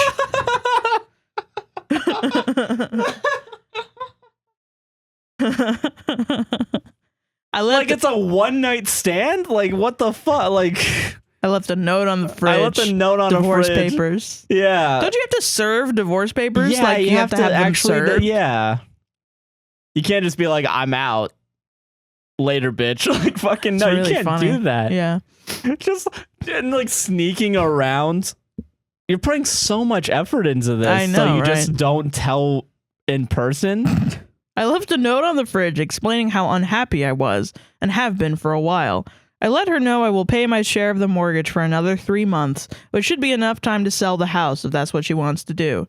She keeps calling me and wanting to talk, but I told her unless it's about legal stuff, like signing the divorce papers I emailed over. I guess you can email divorce papers now? Interesting. Yeah. But the house, I don't know. I don't know. The house or dividing assets, I don't want to hear it. Now my mother-in-law is calling me, too, saying you can't just end an 8-year relationship without speaking to your wife. I don't know. I think I can? Question mark? No, you can't. No, I'm sorry. No. I mean, you can. You can. Should you? I think there's like a couple cases where you could just up and leave. I don't think this is a case. I'm going to be, for this episode, you know what? I'm going to be TikTok comment devil's advocate. There's obviously a lot to this story that we don't know about. She was obviously a narcissistic BPD abusive woman. Then put that in the fucking post. The fucking post. Then put it in the goddamn post. We're judging him based off the post, dumbass. Yeah, exactly. Fuck. Yo. Stop making up shit in your mind. Literally. You crazy person. I agree with this. Yeah. Fucking, yeah. No. So, yeah, going off of what's been written, yeah, you're such an obvious asshole. Yeah. Like, I don't know. Yeah, because, like, you've been sitting on this for 5 months. A year and a half. And you've already, like, you went out of your way to rent an apartment before the divorce. Before telling your wife you want a divorce. Yeah. Like, that's crazy. The way you told her you wanted a divorce was by putting a note on the fridge.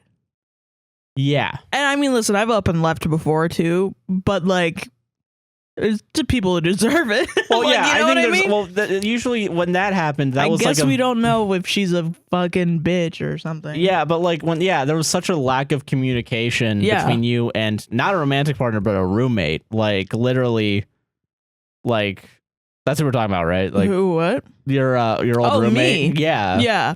I tried to speak with my roommate multiple times about it. And I did actually inform her that I was moving out. Yeah, that's true. Yeah, you even did inform. Yeah. Yeah. I did let her know the date. Yeah, so like... And then she still tried to be like, you blindsided me. And I was like, I literally told you the date. I don't know what you're talking about. Yeah, but like if you're like sneaking around... Yeah. Yeah, I can't... Yeah, we didn't sneak around. You didn't sneak around, yeah. Because she was there in the house when we were moving shit out. Yeah, like the van was out there, obviously. Like, yeah, like fucking... So yeah, I really don't... I even contacted her afterwards to be like, hey, listen, the guy's going to show up to take the washer dryer. Because I was the one paying the washer dryer. Yeah. So like, God, man. Yeah, no, that's completely different. Because like, yeah, we obviously know there was some communication from the other person. We don't know anything about your wife. No, I mean, maybe she sucks. I don't know. She sucks, but you didn't say that. You didn't say any of that. In fact, yeah, like, I don't know. I feel like, personally, if I'm going to go on reddit.com, what was it? Sad Boys podcast talking about this? Like talking about like, and this is like about corporate emails, but like over text, you have to be so concise. So fucking like, you have to explain every single detail. Yeah. And that's also like, like I feel like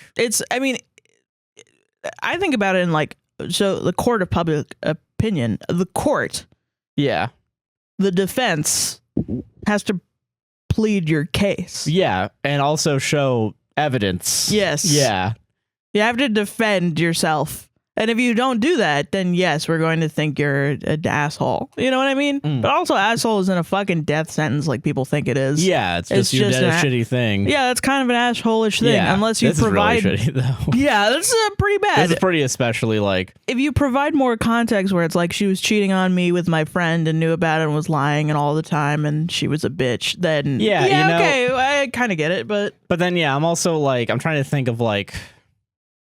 Giving only 3 months to like have her figure out what she wants to do. How to pay the mortgage is kind of crazy. It's a little crazy. Yeah. Like, I don't know. Like, but yeah, I need more information. I don't know. Maybe in the comments he's saying shit, but you should have put it in the fucking post in the first place. That's what I'm saying. I don't know. Fucking, yeah. Going off of what this post says, pretty big asshole. Yeah, pretty much. Yeah. That's from what I see. Yeah. Yeah. So. I don't know. Is that condescending enough for you, TikTok? Bitch ass. Leaving a note on the fridge to divorce is really funny. It's just kind of funny though. It's a funny concept. Yeah, it is.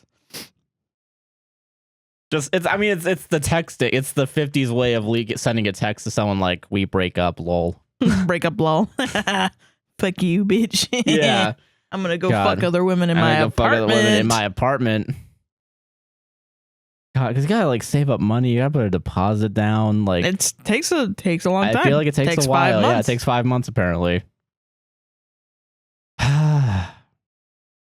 Solved it. Am I the asshole for not letting my boyfriend make income from using my Uber account anymore? Let's see. My boyfriend is 37 male, and I'm 28 female. Okay. For the last 2 months, he's been asking for money from me for things and, quote, paying me off with the Uber deliveries we do together. For example, he needed an Airbnb, costed $200 for several days. I gave him the funds, and he used my Uber account to work for like 3 days while I was in the passenger seat the whole time picking up and handing off the orders, and he eventually paid me back on it. Only $100. During those 3 days, he's using to keep my credit card to refill my gas, like $30 here and there or $50 occasionally. If I kept track of how much he owed me, it would be like $300. I try not to bring it up as does not seem like a cheap person, but I have no income at the moment. Oh, shit. I'm already $12,000 in debt. He guilt trips me saying he will pay me back, so he drives works more on my Uber account with me sitting along, makes whatever he does for the day, save like $75, and then deposit it into my account and then says, here, bitch, I don't fucking owe your cheap ass anything anymore. What? Really? Yeah. That's in there? That's in there. That is an actual quote. And then ghosts me for the next 1 to 2 days. So, like, this happens multiple times? I guess so. Yeah, I think this is like a repeated pattern. Whoa. Okay. Yeah, you're not the asshole. I didn't read this one all the way through, apparently. That line went completely past my thing. I'm sorry. That's insane. Jesus Christ. Then when he's good again, he will ask to use my Uber account to fix his broken phone screen and other stuff comes up. A week ago, he asked me for $100 to fix his phone screen, and I told him I didn't have it. Then he said, okay, then how about you buy me $70 worth of items from Amazon for my car since I need to fix my car? I said, fine, your car is like your home technically, so I bought him all of his stuff and handed it to him. Then he said he would work off on Uber to pay me back. One point, I was like, just pay me back for the $30 you went over on my credit card without my permission first, and then we can focus on the Amazon stuff. Then we can focus on the $100 to fix your phone. So he got pissed again and said, okay, I'll work the entire day, make $100, and you can keep it all, and I won't see a penny of it. So we worked together on Uber, me doing most of the work, him just driving. Work, yeah. For 10 hours, and he gave me back $90 at most. Then he said he would treat me to my favorite dish yesterday for dinner at our favorite restaurant. He used my credit card to pay for it, and then after we left, he kept cursing and swearing about how they overcharged us. It was $100, and I felt so bad I didn't let him pay me back since, after all, this was my favorite dish and I enjoyed it.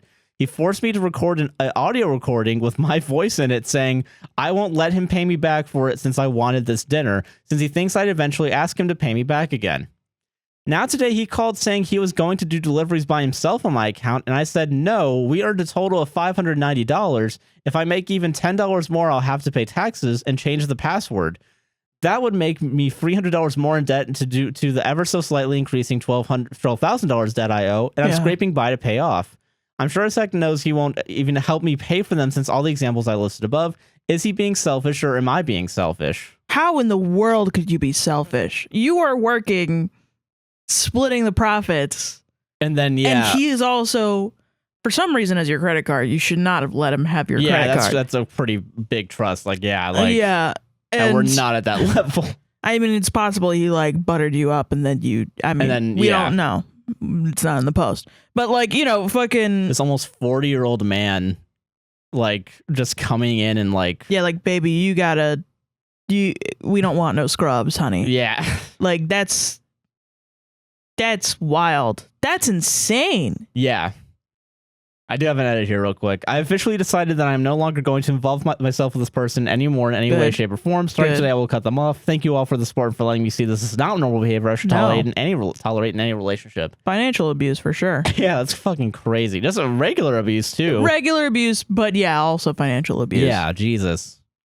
That's insane. Yeah, literally fucking, straight up, man. Ooh.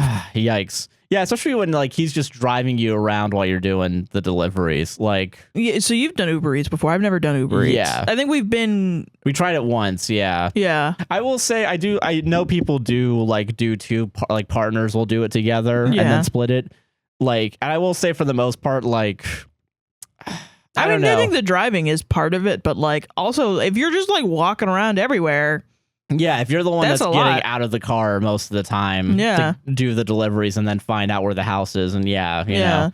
I guess it depends on like if he was just like, I'm in the parking lot, go find the apartment, and then you have to walk around the apartment. Yeah, that would be crazy. That would be insane. That would be insane, yeah. Yeah. But I know that's like, because like, okay, from my experiences doing Uber Eats and shit, that's what happens usually is like you have to park wherever you find parking and then walk to wherever it is. Yeah. Which I guess the benefit of having two people would literally just be you just pull up, keep the car on. And then you can go quickly. The other person can go and then you just stay in the car, But like that happens so rarely. Yeah. I don't know, and like, I don't know, fucking, not only that too, you're doing this for like shit wages. Yeah. Like the idea of splitting, like I think best days I made maybe when there wasn't a promotion, like maybe 15 an hour. So then you're splitting it, so it's $750. But then also there's all the fucking car maintenance and the gas and putting most of that money on the fucking credit card is crazy. And he has a car. And he has his own car that he doesn't use because he apparently lives in. Yeah. So I don't know. It's just this is a mess. Yeah, this is a very mess. Yeah, and I wouldn't associate with this person either. No. Like shit. That's wild, especially after the way he talks to you. Yeah, right? Like, yeah, obviously not the asshole for her. Obviously Big asshole that guy is, though. That's insane. God. Wow, that really struck me when you said that shit. I was like, oh my God. This is what happens when I take my pill at night. It starts wearing off when I have to read fucking stories. I was like a Victorian woman. Like, you said that shit and I was like... And I was like, oh, fuck, I have to find a new story now because that's a little too much, isn't it? No, it's fine. It's just like, wow, I can't believe. All right, but yeah, that's my only Red story. Hope that was a banger. Oh, man. Hope we're all feeling good. Hope we're all feeling good and ready. Okay, this one I didn't fully read, but I read most of it. You're entering my world of fucking doing this shit.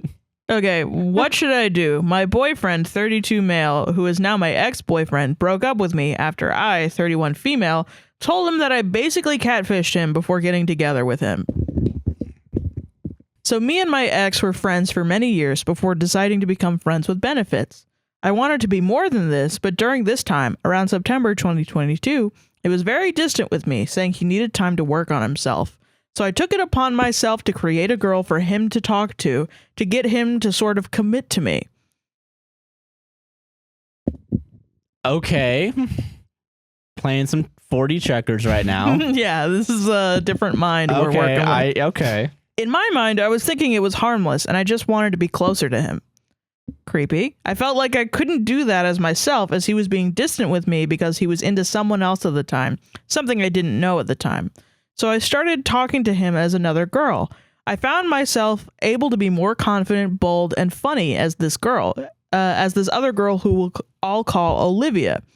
I was able to give him advice on his dating life, telling him he should go for the girl that's right in front of him, that life is too short to not take chances. Now, granted, I didn't think of this as being manipulative. How? Elaborates as to how that wasn't manipulative, ma'am. Ma'am, sir? Ma'am, sir? Ma'am? Ma'am? Ma'am. Now, granted, I didn't think of this as being manipulative at the time, but now I see that it was manipulative now. Okay. That it's all over. This went on for a few months until like December of 2022. I stopped with Olivia and he ended up asking me out in February and I accepted. 3 months of like catfishing is kind of fucking crazy. Dude, and catfishing stories too, just as an aside, like it's always like, yeah, I'm in love with Katy Perry. And they're like, how long have you been talking to her? And they're like, 10 years. And it's like, what? Wait. Hold on.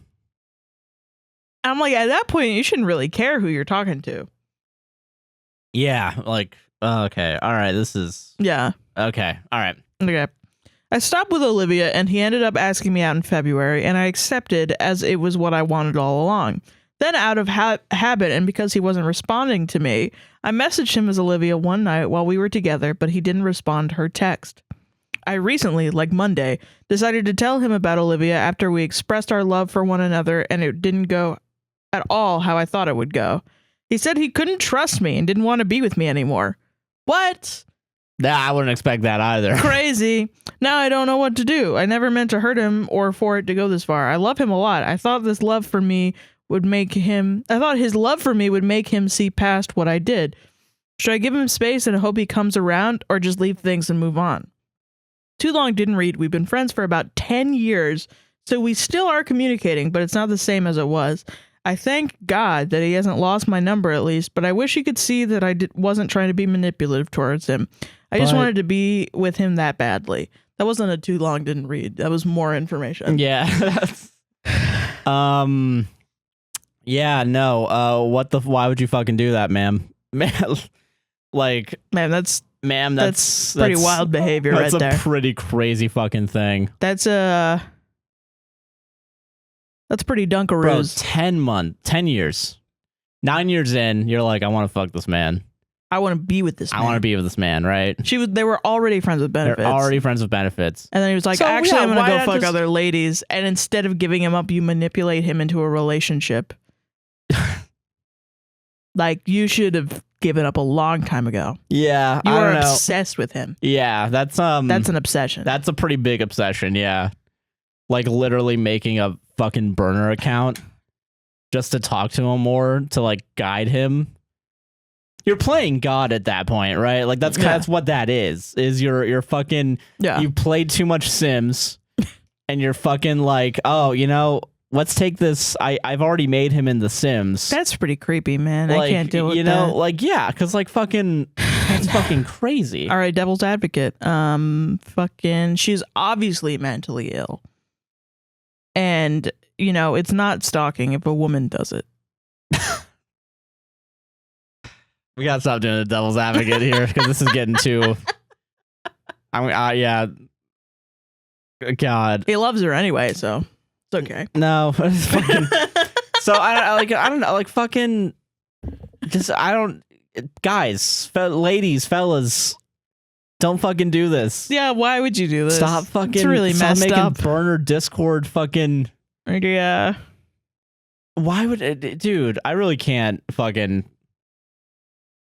Crazy. I don't know. I don't know why this behavior happens. Actually, yeah. I watched Catfish too, and the TV show, and I still don't know why. They don't ever really get down to why people do what they do. Yeah, it's more like, haha, Catfish. Just like they're insecure and they feel more powerful as a different person. You know, being a more, you know, just lying about themselves. But fucking, why not just use that time to get yourself more confident? Period. Like, I mean, yeah, like to just become more, like become a better version of you. Like, yeah, you have it in yourself. Like, go ahead and go become that. Yeah, which I guess they do go into that in Catfish. I guess, but like, I don't like. Fuck, man, you spent 3 goddamn months just texting this guy. Like, you're someone you know. There are probably some reasons as to why he didn't want to date you fully. Then there's probably a reason. There's probably, yeah. I mean, I don't know. That might sound harsh, but like, I mean, I get what you mean. You know what I mean? I don't know. There's probably stuff that's not written in this thing. It's just a crazy story. It's a crazy fucking story. Jesus Christ. Why? Weird. I'm just going to assume it's so creepy. I'm just going to assume it's not real. Okay, that's fair. Solved it. Not real. Not real. Yeah. All right. So I got some listener stories for us. Heck yeah, baby. This first story comes to us from Dee from Cocaine Bear. Yeah. She, her. What's up? Hi, guys. I know This is petty and stupid, but I told a couple friends and some are saying I'm being petty over this, but it's driving me crazy.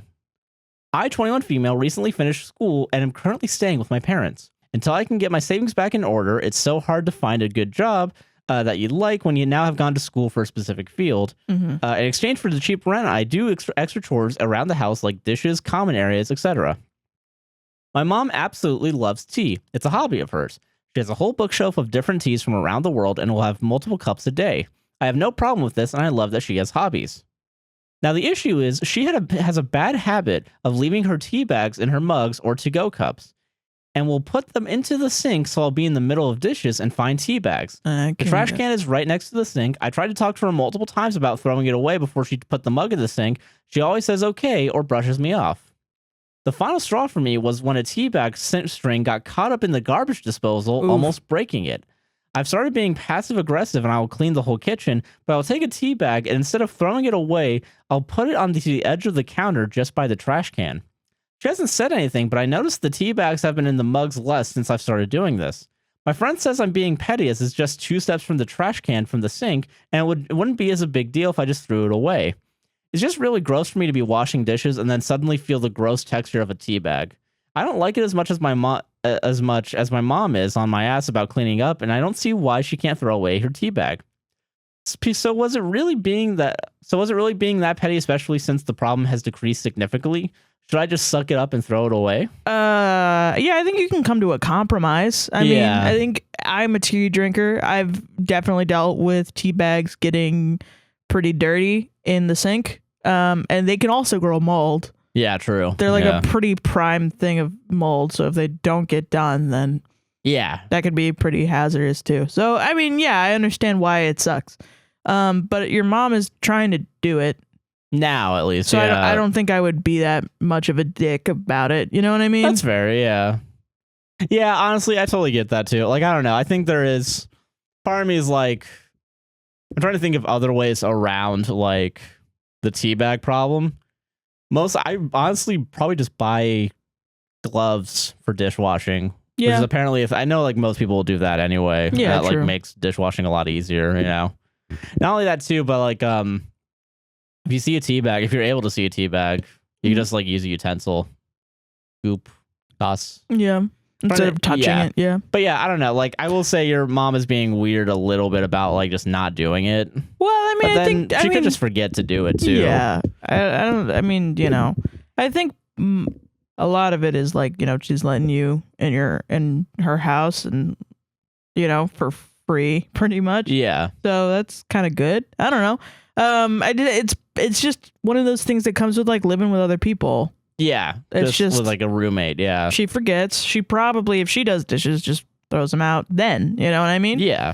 But since you're the one doing dishes, then yeah. So it's just like a compromise, and you've already talked to her about it, and she's already starting to do better. So yeah. I'm trying to think of another thing. Like maybe you could get one of those animals that has the tea.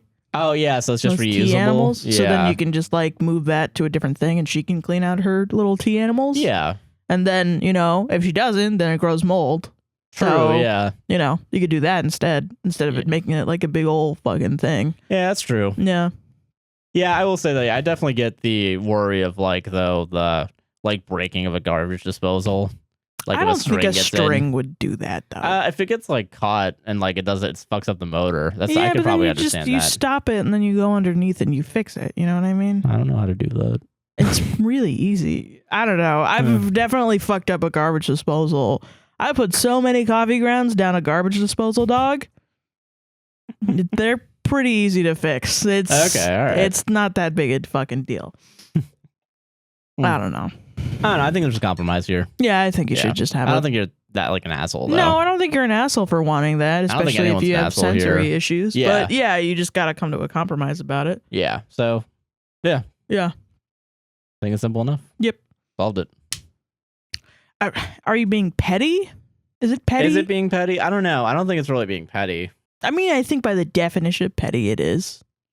But like, I get why you're doing it. Yeah, I get it. I don't think it's, you know. Yeah, I don't think it's like.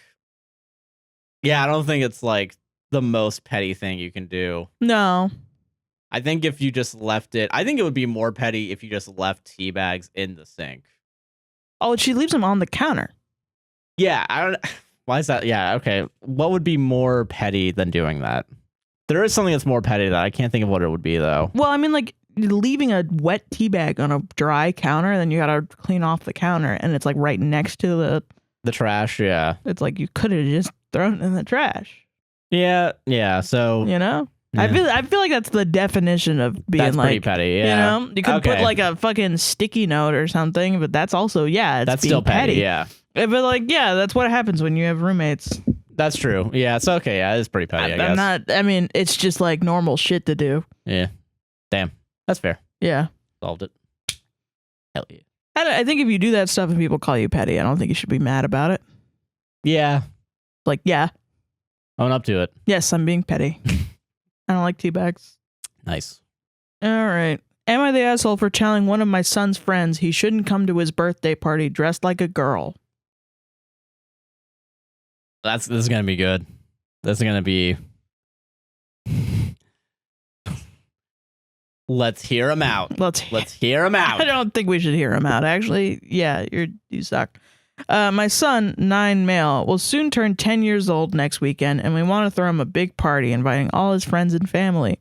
One of his friends, we'll call him Andrew, 9 male, openly enjoys dressing, and obviously this kid says that she wants to be spoken about as so the LP's misgendering. Yes. Okay. But I'm gonna read it this way. Okay. All right. Because that's how it's read, and yeah. Okay. One of his friends will call him. So trigger warning, misgendering. One of his friends will call him Andrew, 9 male. Openly enjoys dressing up in feminine clothes and wearing things such as skirts and pink shoes and shiny nail polish. According to my son, Andrew also likes to pretend to be a princess whenever they're playing make-believe, and he's even told his friends that he doesn't mind being referred to as a she on a few occasions, even though I believe he still hasn't gone as far to fully come out as transgender yet. So he but it's pretty can do she her pronouns, but he's not fully out. But it's like pretty okay. Personally, I have absolutely nothing against this child. My son regards him as one of the closest friends. One of his closest friends. He's come to my house to play with my son several times, and I find him to be really sweet. If it were up to me, I would gladly let him come to my son's birthday party wearing whatever he wants.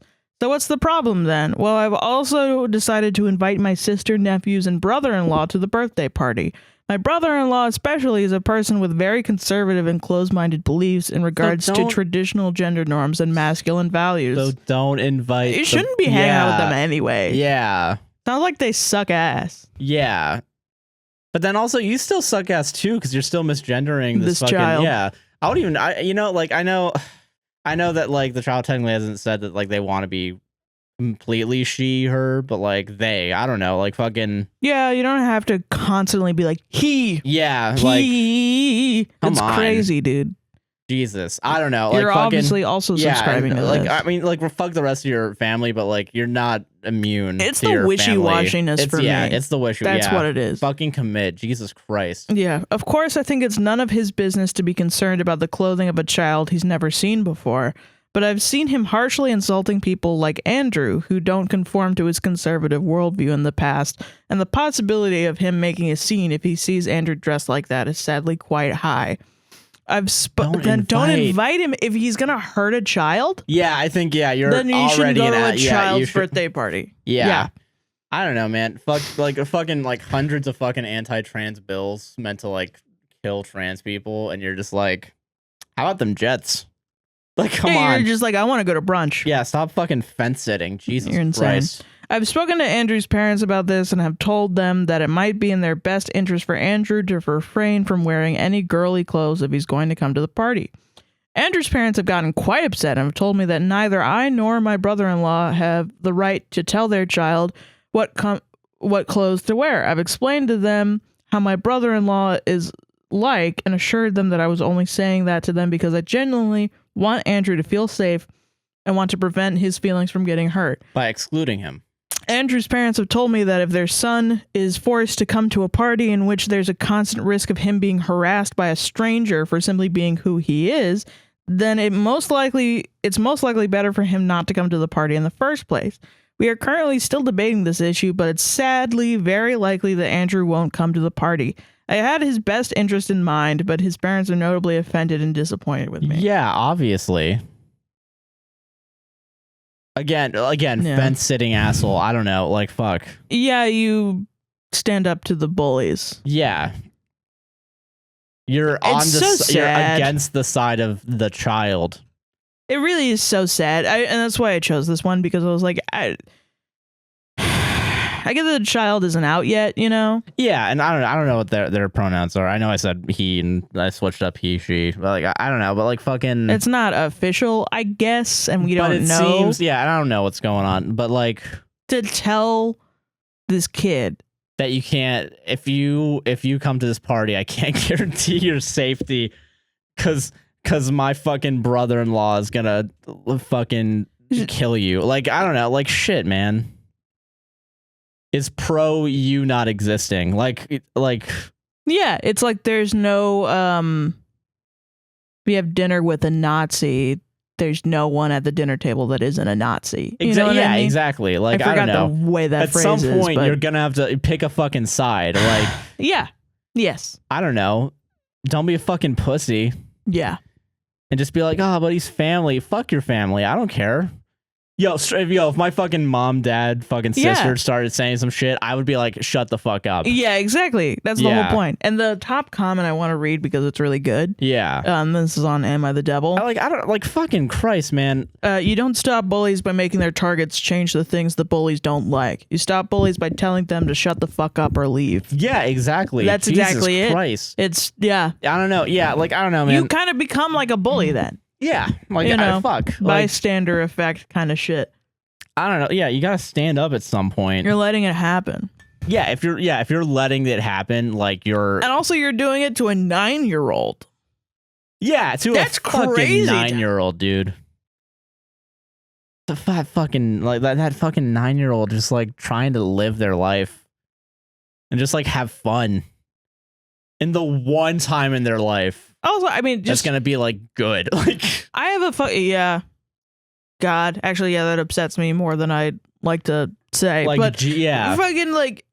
Also, I mean, I just believe that like gendered clothes, clothes shouldn't be fucking gendered. Yeah, right. Like I don't know, wear whatever you fucking want, man. Gender binary, like saying like girly clothes, whatever. But then also like this child, she is saying that she wants to be a princess and she wants to wear girly clothes and everything. And I don't know. I think it's just fucked up. I think it's fucked up too. Yeah. Yeah. And like, yeah, obviously if I was that like kid's parent, I'd be fucking pissed off. Cause like fucking, I don't know. Like at some point, like, I don't know. I'm not here to like trying to fucking white knight or whatever, but like, also, like, I feel like it's important to stand up for these issues when there's a literal trans genocide happening right now in America. I agree 100%. Like, that's why I'm saying as much as I can because, like, I don't know, like, fucking. Yeah, like, I'm not trying to virtue signal here, but, like, this is something that is happening.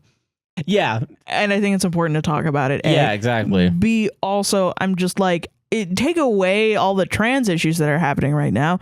You are saying to a child, if you come over, my uncle is going to insult you. So you can't. You better act right. You can't be here. Imagine saying that to any kid about anything else. Say that to anyone. Saying that to like a little girl and was like, "Hey, don't wear shorts because my uncle's gonna fucking sexually assault you." Yeah, like you know? No, that's crazy. Exactly. Yeah, it's really. You should say to the uncle, "Go the fuck away. Get the fuck away. You There's pervert. Gonna be a kid here. Yeah, you're not allowed around my children because you're a fucking asshole. You're a negative piece of shit." Mm-hmm. Yeah. So I don't know. Like, yeah. I don't know, man. Fucking ridiculous. I'm not doing the devil's advocate on this one. Fuck that. But boys are boys and girls are girls. Matt Walsh furiously typing a comment. What is a woman? You don't know. I don't know. Get triggered, libs. We'll see who cancels who. Up yours, woke moralists. Solved it. This next story comes to us from Anonymous. She, her. Hello. Hi, APWSTR. Hi. Hope y'all are doing well. Just wanted some advice regarding my living situation with my mom. Okay. So I graduated December 2022 and moved back in with my mother to job hunt. The understanding was I'd stay there till I found a job out of town in my field where I could get my own place and take my golden retriever with me. His name is Riley, and originally he was gifted to me and my sister from one of my mom's old boyfriends. Okay. While she allowed this, she constantly complains about how she never wanted a dog and how she hates all pets. Weird. She goes on this rant anytime guests show up. I'm honestly perplexed as to why she said yes to her boyfriend at the time in the first place if she hates pets so much. I appreciate her watching him while I was in college, though, since I had an apartment out of town and my mom's house has a huge backyard. Nice. Anyway, I got a job offer for an entry-level position in my field late February. The job is a 25-minute drive from my mom's place, though. As much as I was looking forward to starting a new chapter of my life and fostering self-growth, I knew I couldn't justify getting an apartment and taking Riley away from the backyard he's very much used to. So I made the decision to stay in the house, also so I'd help out with things around the house, as my mom only lives with my sister, with whom she has an even rockier relationship with than I do, and is moving out in July anyways. Mom's got a bad back and not the best memory, so I thought it would work out for the both of us. I even wanted to pay rent once I started getting paychecks, though this was never an expectation from her. I surrounded myself with truly wonderful people in college and who knew how to communicate and knew how to be good roommates.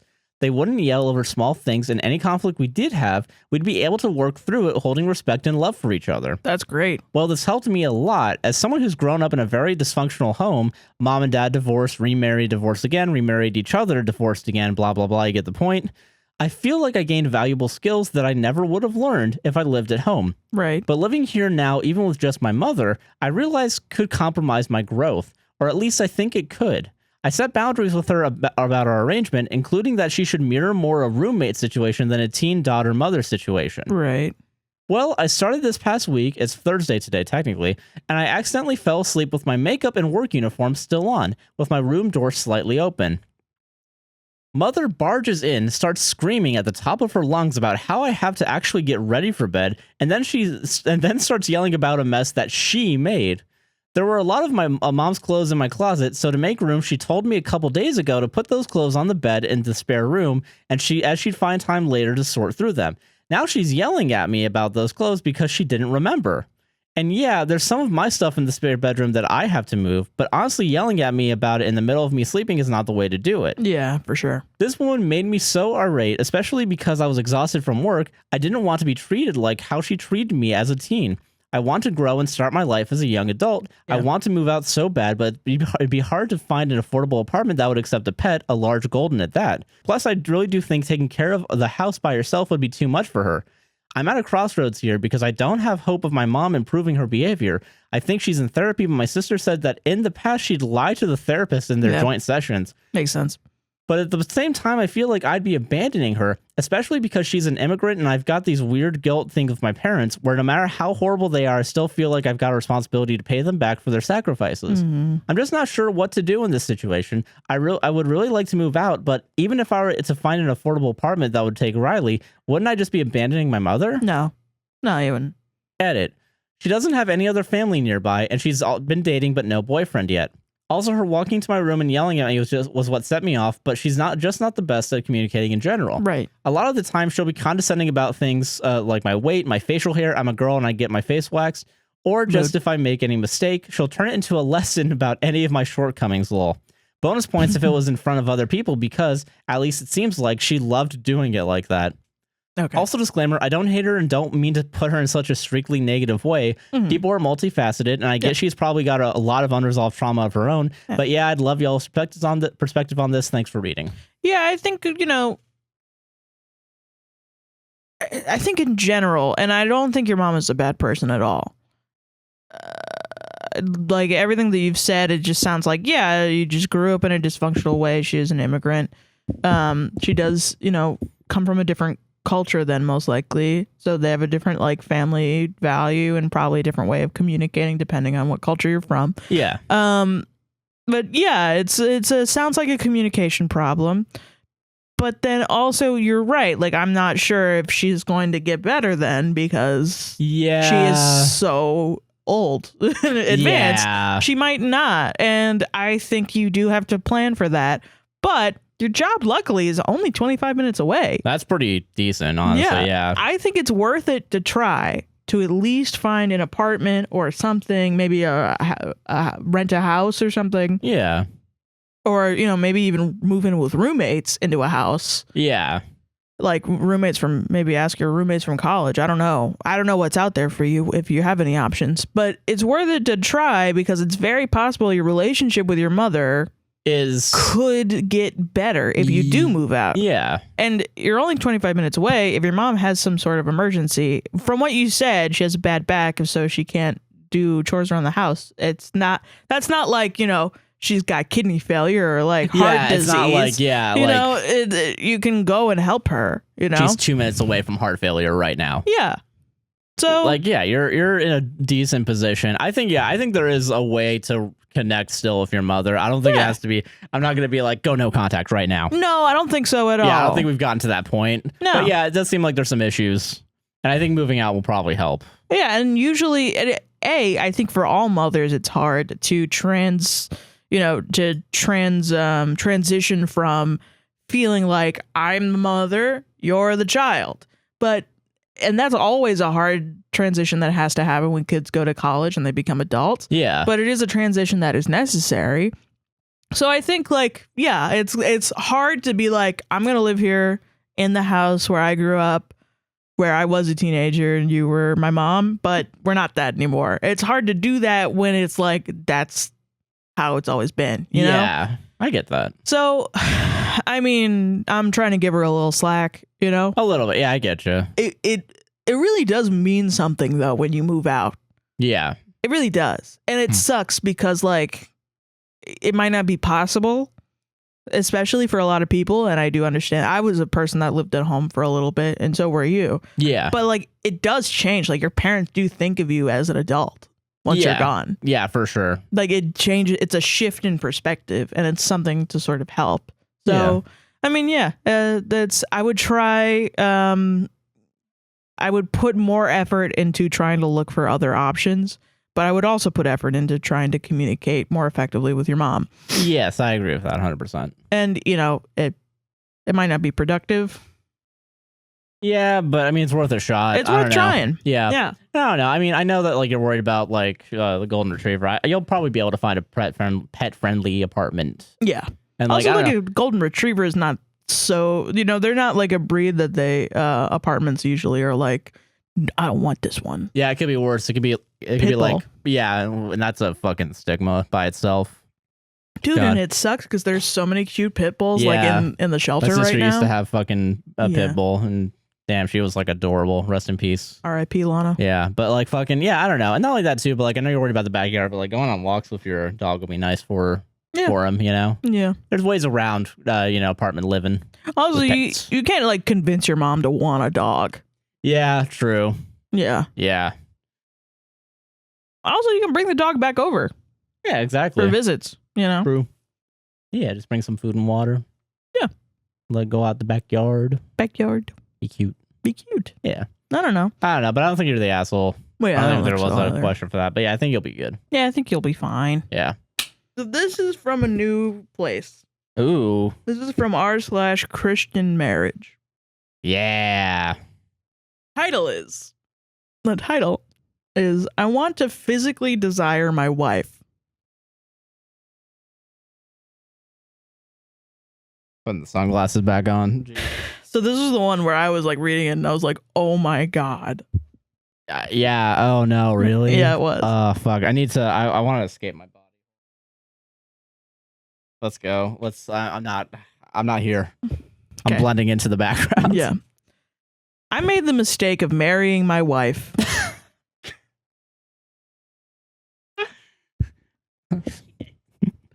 Same Z's, bro. Hell yeah. Oh, no. Hate my wife.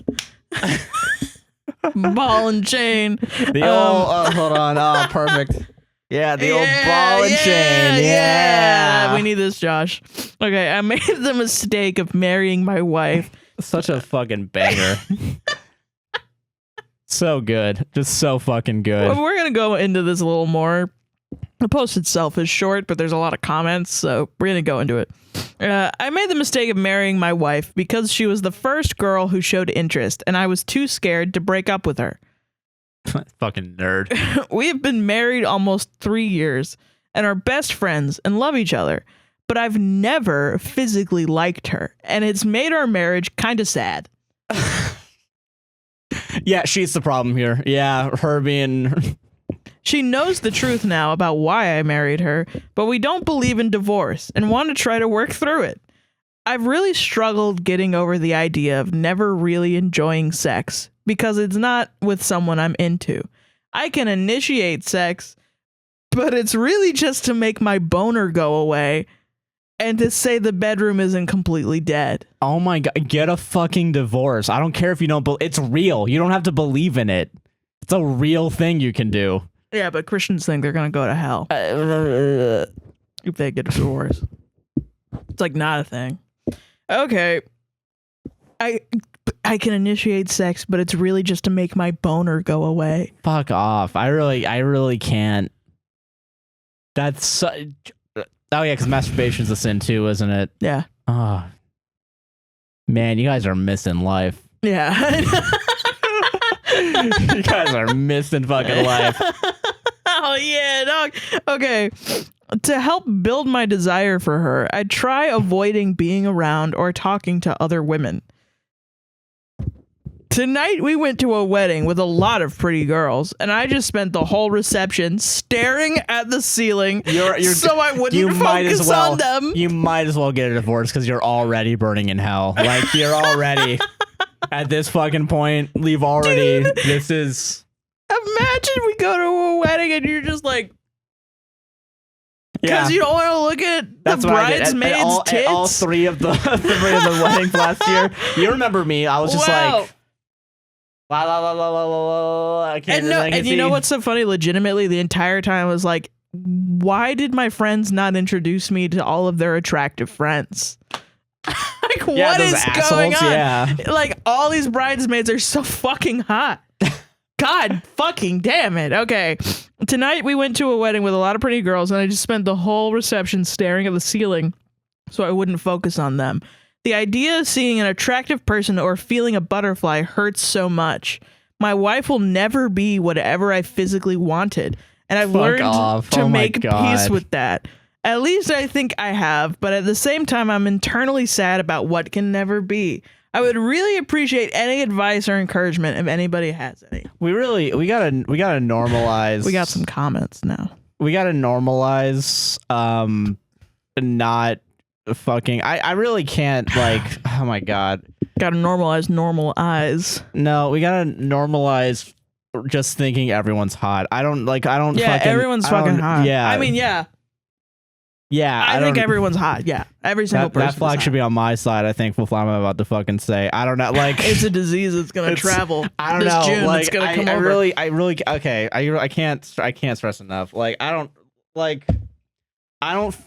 Everyone's hot. Maybe dude. it's me. Maybe I'm the fucking freak here. Yeah, maybe I'm like a little pervert. Maybe I'm a little fucking deviant. I think everyone's fucking hot. There's dude. not been a time that I look. You have ugly politics or you're mean. Yeah, I think your brain can be fucking ugly. Yeah, for sure. I don't know. I can't think of a time that, like, I've been, like, physically revolted by like anyone. Yeah, I don't think I've ever been. I don't know. I think, maybe I think I could fuck anything. I don't know. You know what I mean? Do you get it? Like, yeah, you know what I mean? Absolutely get that. I think if you got tits, ass, vagina, butt, mouth. Yeah. Fucking yeah. I don't know. Yeah, you might not be straight. But then it's like, isn't it crazy though? Thinking like that's what straight people think. Straight people have to a man sees a man and he goes like, disgusting. I would never fuck that man. Yeah, I don't know. Yeah, actually, I think they think that, or like a woman sees another woman and is like, no, I'm not fucking that. That's I don't know, crazy to me. I don't like guys. I don't like. Like, I mean, fucking, they're so beautiful. I'm sorry. That's crazy. I gotta be honest with you guys. There ain't a bitch on this planet that's not at least a 5 or above. You know what I mean? I think 5 is pretty good. I think. Yeah. Yeah. I don't think any guys are under 5 too. I'm trying to think of anyone who's even remotely ugly, and the only person I wouldn't fuck is like Jordan Peterson. Yeah. Honestly, I get that. Yeah, I thought Margot Martindale was kind of cute in the fucking. He's kind of cute. He's pretty sweet. Cocaine Bear, yeah. Yeah. She's a cutie, and she's an actress. Yeah, she's a fucking very actress. talented. Yeah, she's goddamn talented. Yeah. Like straight up, like fucking. I don't think there's anyone. What Eric Andre said something that I kind of agree with. Yeah. It's like, I don't know, if there's a hole, I want to fuck. Well, okay, but attraction for me is like, because I've been friends with women who are also attracted to women, and I don't think of them as ugly. Like, I've never thought of any of them as ugly, or I've never been revolted by any of them, but I also wouldn't have sex with them because I just know them. Yeah, you don't vibe. I get that. And it's just not a vibe. I don't know. Yeah, I don't think anyone's like, I really don't think anyone's like ugly. Yeah. I just don't think like, I think there is like. I do have like, I have to have an emotional connection. I get that, yeah. Not to have, because I have had sex before without having an emotional connection. To be in a relationship. To be in a relationship with somebody. Yeah, mostly the emotional. I get that, yeah. Yeah. So you don't have that? Do you have that? Like needing an emotional connection? Yeah. For a relationship? Yeah, I need that. Or for sex? I don't know. Yeah, because I was your first. So fucking. Hold on. Yeah, go. Find out. You want to stop talking about this? No, I don't know. I guess maybe. I don't know, because I've had sexual experiences before, but I guess I felt like I had an emotional connection. Yeah. That was wrong. Well, I mean, it was at the time. But it was at the time, connection. yes. I guess there was a little bit of an emotional connection, yeah. But like, do you think you could meet someone and fuck them? Probably not. Wow. Like within like 2 hours? I think 2 hours is enough to get to know a person. I don't know if that would be an emotional connection though. 30 minutes. 30 minutes? Probably not. Okay. That's too quick of a turnaround. Yeah, I've done that though. I mean, I don't know. Does texting count? I think texting does count as time spent together. Well, then I guess I haven't. Then. Yeah. But I haven't like gone to a bar and seen someone and been like, we're fucking. I guess I don't know. I have texted with people that met up and within 30 minutes we're fucking. Okay, then. Okay. You know. So I don't know. I really don't know. I feel like probably I do need some sort of connection for sex. Yeah. I gotta know like something. Your name. Yeah. I think, But that's like the level, yeah.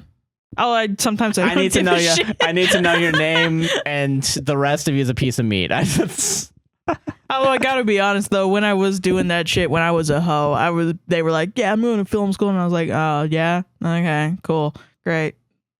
Like, this is more for you than it is for me, I guess. But how much of it is that, and how much of it is like, I know you're gonna ghost me after we have sex? That's fair. Yeah, you know? I get that. Yeah. So spicy. Anyway, the comments. All right. Okay, this is someone commenting. Could you clarify? Is it that there are things about your wife which turn you off, or a lack of things which turn you on, or both? Was there ever a time sex was fun for you with your wife? If so, what was different about that context? Also, look at old wrinkly women. Whoever you married would look like that eventually. That's also true, yeah. Yeah, it's just the inevitability of time. I guess old people are ugly. No.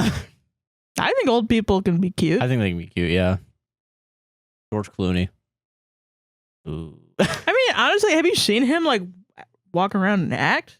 Yeah, that's fair, yeah. He's got charisma to him. He's got charisma, yeah, I know, yeah. OP, both, and it's always been this way. I wish I had at least had a memory to hold on to.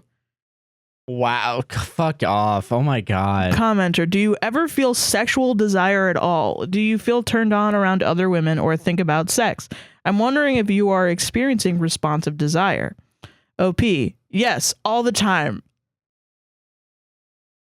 Commenter, oh my god. Are you able to say what any of these things are? It's a bit tricky to give suggestions without any detail.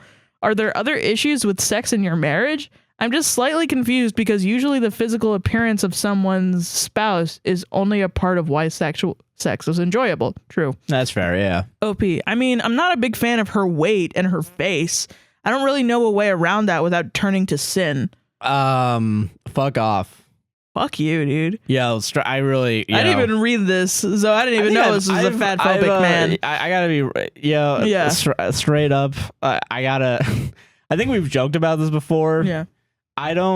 What's the appeal for anyone, male, female? Of like a very skinny person? Yeah. Why do you just want to feel bones?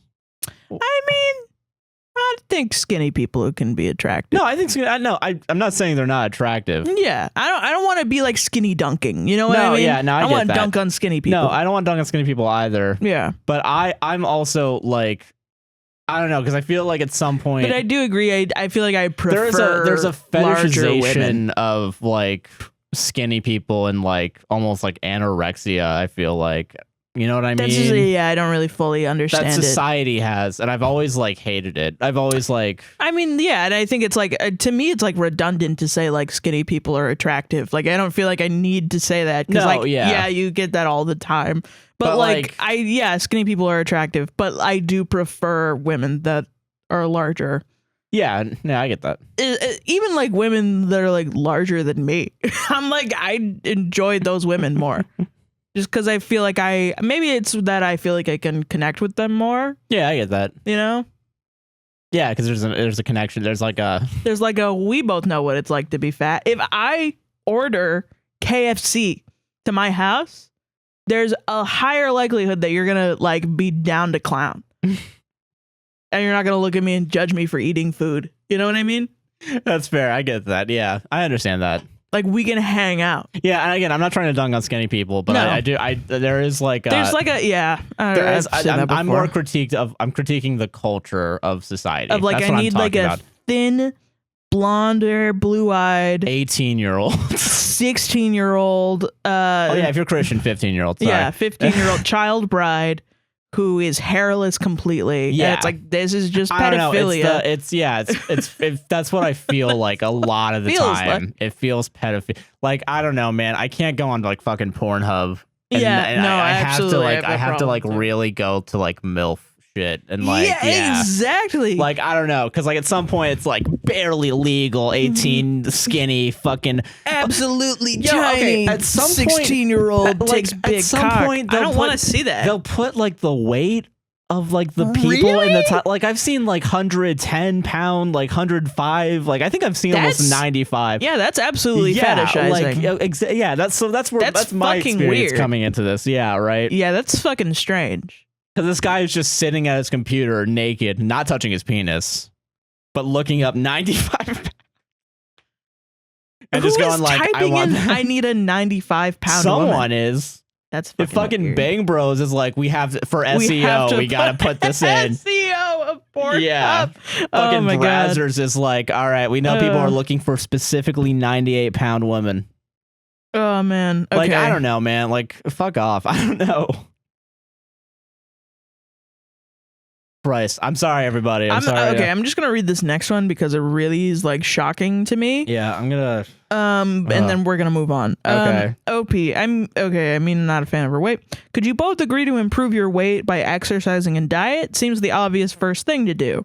You could go to an individual counseling to discuss the issue as well. Another thing to consider: have you spoken to your wife about how she feels about your lack of attraction?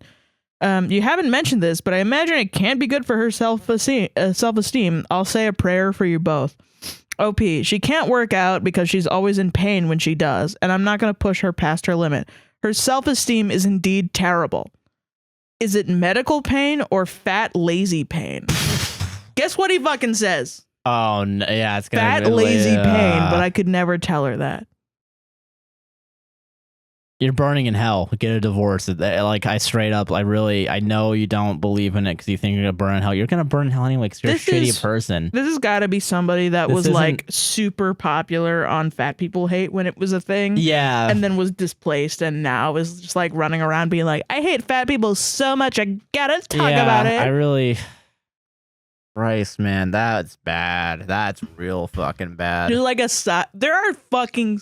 Listen, if you're on Reddit and you're fat, there are fucking psyops against fat people. Yeah, I think this is... And I feel like I'm going crazy, but I've been reading them and been aware of them since I was fucking 13 years old. Like, they're just around. Like, motherfuckers are just bringing up how much they hate fat people for no fucking reason, and I just can't deal with it.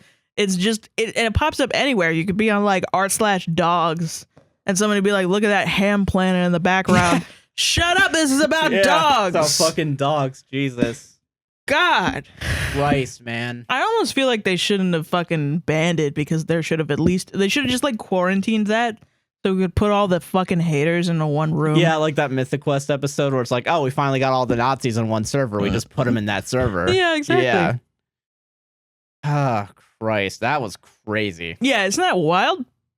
I went all over the place there, guys. I'm sorry. And now you know a little too much about us. Yeah, how much of a fucking pervert I am.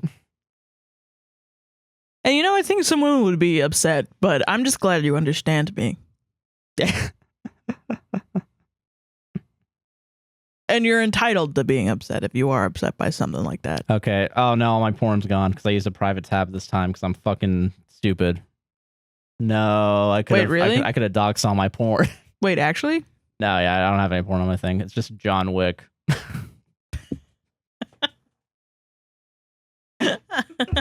Rule 34, John Wick, but I mean, that's fine. Okay, so let's go to Do you save porn, like, for later?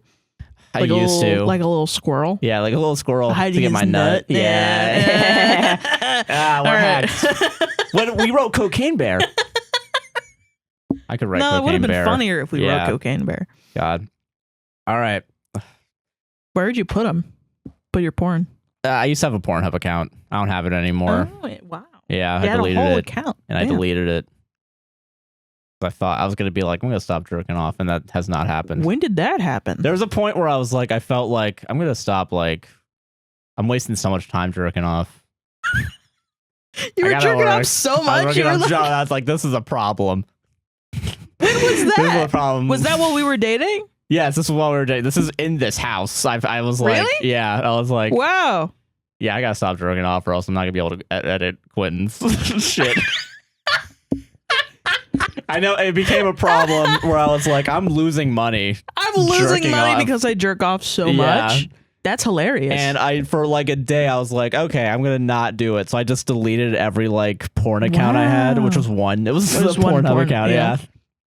And then the next day I was like, that was a mistake. That's so funny, dude. So fucking, why am I wearing these glasses? I'll keep these on. Yeah. So, hey, patrons.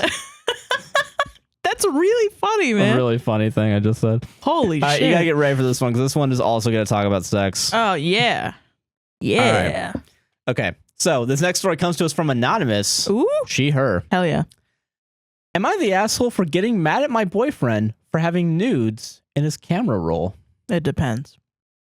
This happened a week ago, and I'm still not sure if my reaction was appropriate. Anyway, here's what happened. Okay. We were gonna DoorDash something to eat, so he handed me his phone. Instead of just adding what I wanted to eat to the cart, I swiped up and went to his camera roll. We are perfectly fine with just grabbing each other's phone to Google something, look through each other's pictures and stuff like that. I know his password and he knows mine. This has never been a problem until today. I opened the app and he immediately snatches the phone out of my hand, but I caught a glimpse of boobs. Big boobs. Multiple big boobs. What? Hold on. I'm sorry. Hold on. Okay. Boobs, big boobs, multiple big boobs, boobs that were 100% not mine, seeing as I'm as flat as a board. I looked at him. What was that? I asked, feeling my face grow hot. You weren't supposed to see that. It's nothing, he says. I asked a few more times and he gave the same response. At this point, he went to my room and laid on my bed and had, quote, I fucked up written all over his face, but he still wouldn't say anything. I was very angry and no longer hungry, so I told him to leave. He did, and he sent a text that when he got home saying, sorry for having that on my phone. I asked him to explain himself and to show me what those pictures were. He said it was too embarrassing because it was porn, and that he only had those pictures to jerk off to. It meant nothing. I was fuming at this point and demanded to see the photos before I got even more upset. He said he didn't want to save the pictures again, but he eventually did send them. It was 3 pictures of hentai? Oh. The people were of girls from a video game, not real people. I feel like I should have apologized for overreacting at this point because they weren't real, but I was still upset. Yeah. I think what bothered me was the fact that he had saved them onto his camera roll. It just felt more personal. Even now, I feel insecure when he touches me because I looked nothing like what he was getting off to. I had never had a problem with him watching porn or anything, but now I think I do have some boundaries when it comes to porn after all. Was I in the wrong for getting so upset? No. No, I don't think so at all. No, I don't think you're never in the wrong for getting upset. Yeah, you know what I mean? Agree. Yeah. But I mean, yeah, you just found out you have a boundary where it's like, please don't save it onto your phone. Yeah. You know? I get that. Yeah. And I can understand that for like, I don't know. Yeah. And I will say, yeah, I definitely understand that. Like, it's not my own personal boundary, you know? No, yeah, I get, but I understand why people have that boundary because I know porn is still like somewhat like stigmatized, you know? Yeah. Like for fucking sure. Yeah. And I'm not going to tell anybody like all the stuff that we just talked about. You know, if you, the audience, are like, I would not ever have that in my relationship. You're not wrong. Yeah, you're not wrong. That's just your relationship. You. Yeah. That's just, you know, we just have a different relationship where we're more free with each other. Yeah. And I mean, you know, that's just it. Yeah. And you definitely have that boundary and you should communicate that to him. Luckily, it wasn't him cheating on you. That's true. Yeah. That's what I was worried about. But you could do one little fist bump in the air, like he's not actually fucking someone. And I don't know, like, you know, I'm gonna out myself actually for this person. I fucking love hentai porn, dude. Wait, really? Yeah, I do. Oh, thank God. Okay, so I get to say this. Sometimes you just want to see, you just want to watch hentai. Man. Yeah, it's not even just like. I don't watch any like underage bullshit or anything that's illegal. Yeah, not lolly shit, right? No. Yeah, okay, good. But like, yeah, sometimes you just fucking want to watch hentai where it's just like completely like ridiculous, like fucking weird shit. Yeah, yeah, dude, absolutely insane. Because it's like kind of entertaining at the same time. You know what I mean? But yeah, and it doesn't mean anything. Like I'm still attracted to Josh. Yeah, you know, and I don't know. Yeah, he's not a big titted anime girl. And I don't know. I guess for your partner, like he can still, I think, be attracted to you even with like porn. Yeah. But like I understand it being a boundary of yours. I think you just have to communicate that boundary. You know, just don't worry that like he has a completely different, like he's not attracted to you at all, or else he wouldn't be in a relationship with you. Yeah, exactly. And if that is the case, like the fucking Christian guy that we just saw here, he's an asshole. Yeah, he's an asshole. That's if he's his like problem. Yeah, he should. Yeah. Yeah. But I don't know, man. Fucking a hole's a hole. Eric Andre. You know, I feel like it could be a cartoon hole. Yeah. It doesn't matter. So I don't know. Yeah. So I don't know. Fucking. Not only that too. I feel like, especially of like, and I mean, this is like a thing with porn in general. It's either it's two ends of the spectrum. It's either like very small petite women, or like big titted, big ass, like fucking, but like, also tiny waist. But also somehow tiny waist. Yeah, makes no sense. Yeah, and I think with like like drawn porns especially, I feel like it really leans. It's just heavy exaggerated. On, it's super exaggerated. Sometimes you want just like an exaggerated person, like to unreal. Get yeah, like fucking Yeah. That's why they named the engine Unreal. It's so they can make the most unreal porn. That was why we made that engine, was to make porn. Them procedurally generated women. That's what their real goal is. They're Chat GPW.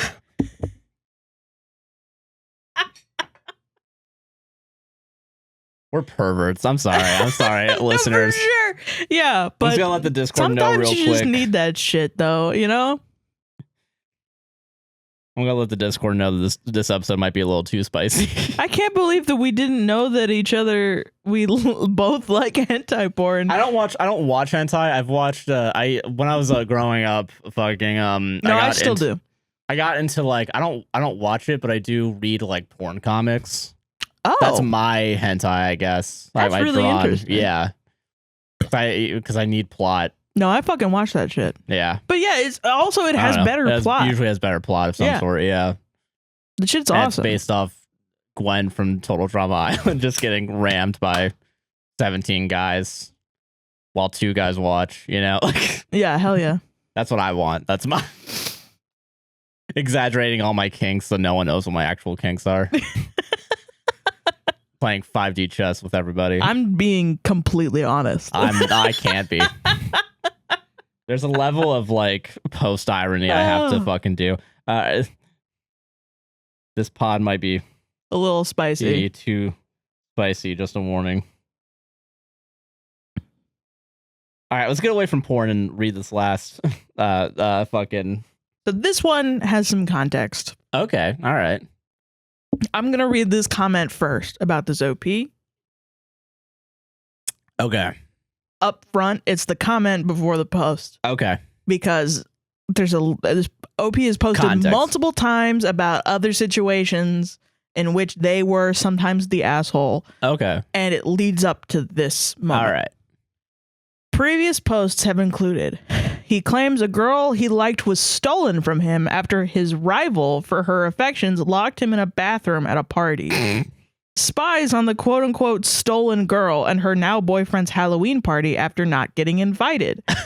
Screamed at a 4-year-old who wanted to leave apparently very special to him cookies out for Santa before deciding he'd rather throw them out of the window than let her leave them out, bringing a child to tears on Christmas Eve. Christ almighty. All right. Along with flatmates lived in such unsanitary conditions that their whole building ended up with a cockroach infestation. They figured that if they never let anyone from building maintenance in again, nobody would find out they were the source or still had the problem. Original OP lets maintenance in after flooding carpet, roaches are discovered, and they all get evicted. While eating his chicken sandwich at the wheel, he hits a cyclist.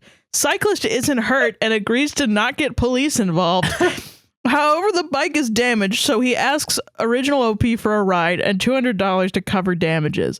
Original OP moans the cyclist is rude to ask for money because there was no injury, and he gave them a ride but pays up anyway. What a creative writer here. While stalking the social media of his crush, he spots a post where she kisses her gay friend on the cheek and rests her head on his shoulder. Original OP freaks out that something is going on between them and that the gay guy is trying to get with his crush and asks how he can find out. Wonders if the guy is pretending to be gay to trick her into getting with him. I'm sure there are more. I'm surprised they even bothered. Okay. And this is now the original post. All right, original post. So this is going to be a good one. This guy is a grade A asshole. Yeah. Grade A fucking troll, yeah. Am I the butt face for being upset at my friends for not inviting me on their spring break trip? But you're so charming. You're such a cool guy. You're such a nice man. Yeah. This character you've made is eating a chicken sandwich while driving. You drove into a cyclist and then got mad that you had to drive him somewhere.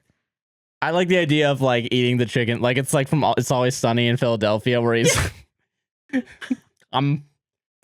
Yeah, exactly. Yeah. My chicken sandwich is on the fucking dash because of you. I gotta pay you $200. Yeah. Earlier this year, I had a talk with some friends from my past job at Target.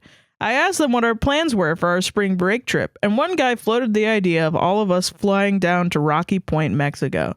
We were all down for that, but the guy who suggested it came to me a couple of weeks ago and told me that the trip wasn't happening, since him and some others at Target couldn't get their time off requests granted. I believed him and didn't make a big deal out of it, but today I caught them in a lie. I logged onto Instagram and saw that one of them had posted a series of pictures of them at Rocky Point. The pictures had them all sitting at the beach, eating at the restaurants and stuff like that, and I was upset about not getting invited. What's worse is that when I logged back on a little while later to see them again, the photos were all gone. The friend obviously deleted them, so I decided to confront one of them. I texted him about it and he denied the trip ever happening. He was gaslighting me and trying to make me come off like I was seeing things, but I clearly saw the damn photos. I warned him that I was going to get to the bottom of this, and all he had to say was, do what you gotta do.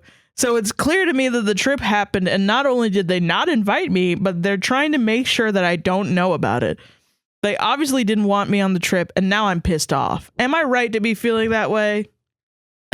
What the fuck? The consequences of your own actions. The consequences of your own fucking actions, dude. You're an asshole. You're already an asshole, yeah.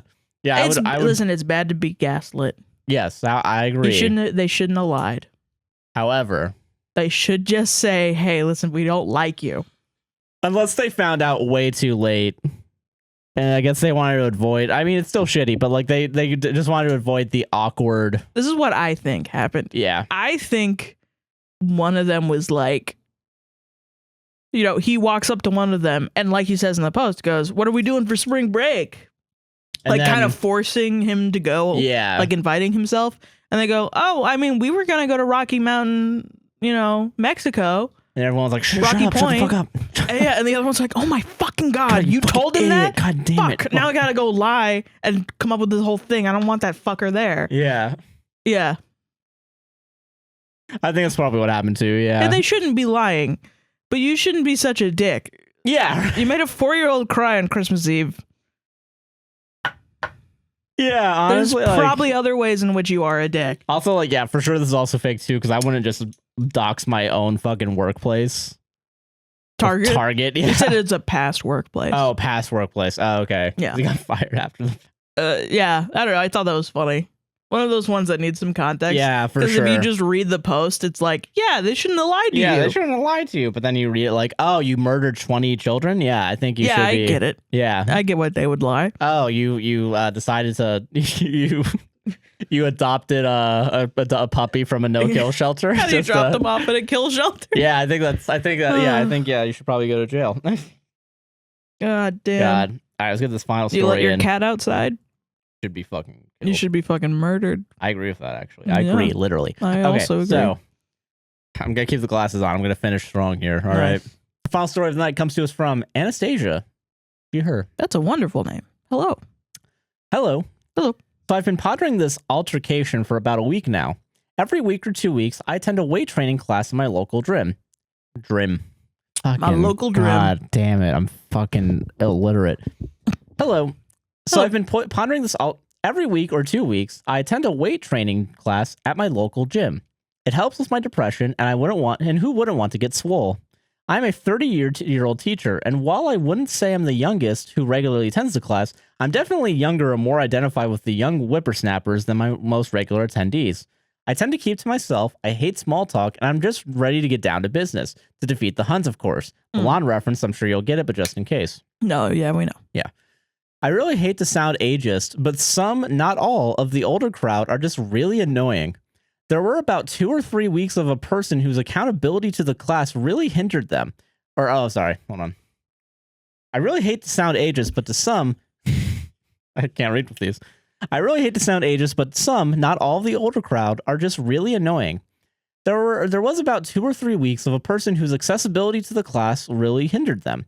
This person had a service dog, and he was a really good boy. I was a bit hypervigilant that no one petted him because don't do that shit. Yeah, you're not supposed to. Yeah. The individual had, from what I assumed, a muscular disability like Parkinson's or cerebral palsy. This individual was incredibly sweet and asked me questions, which I was glad to answer.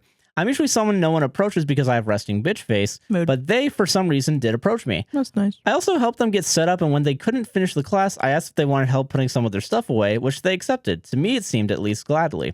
I do, however, worry I was overstepping because I don't want this person to feel that I was just helping them because they had a disability. However, I think they ultimately appreciated the assistance. That's nice. The older women in the class kept shooting her dirty looks and muttering under their breath how there was a dog in the class. That pissed me off, but I didn't call any of them out, even though I probably should have. Yeah. These older women tend to be hypercritical when there's a bit of mess or other things that they disagree with. I'm just adding this for context to the altercation, so I'm sorry for this long backstory. It's okay. But ultimately, they are cishet white women whose middle or first name is probably Karen, or at least it should be. I'm also a cis white woman, but queer, so I know full and well that I'm a person in steep amounts of privilege. Unfortunately for the person with accessibility issues, they stopped attending the class, and honestly really bummed me out. Now to the altercation. I hadn't attended the class in about 2 weeks because I was super busy at school. I attended last week, and I have been doing the class for a while. I technically have been doing it for over 8 years. However, I've been doing it regularly for the past 2. There's an area in which you grab and bar your weights as well as your bench.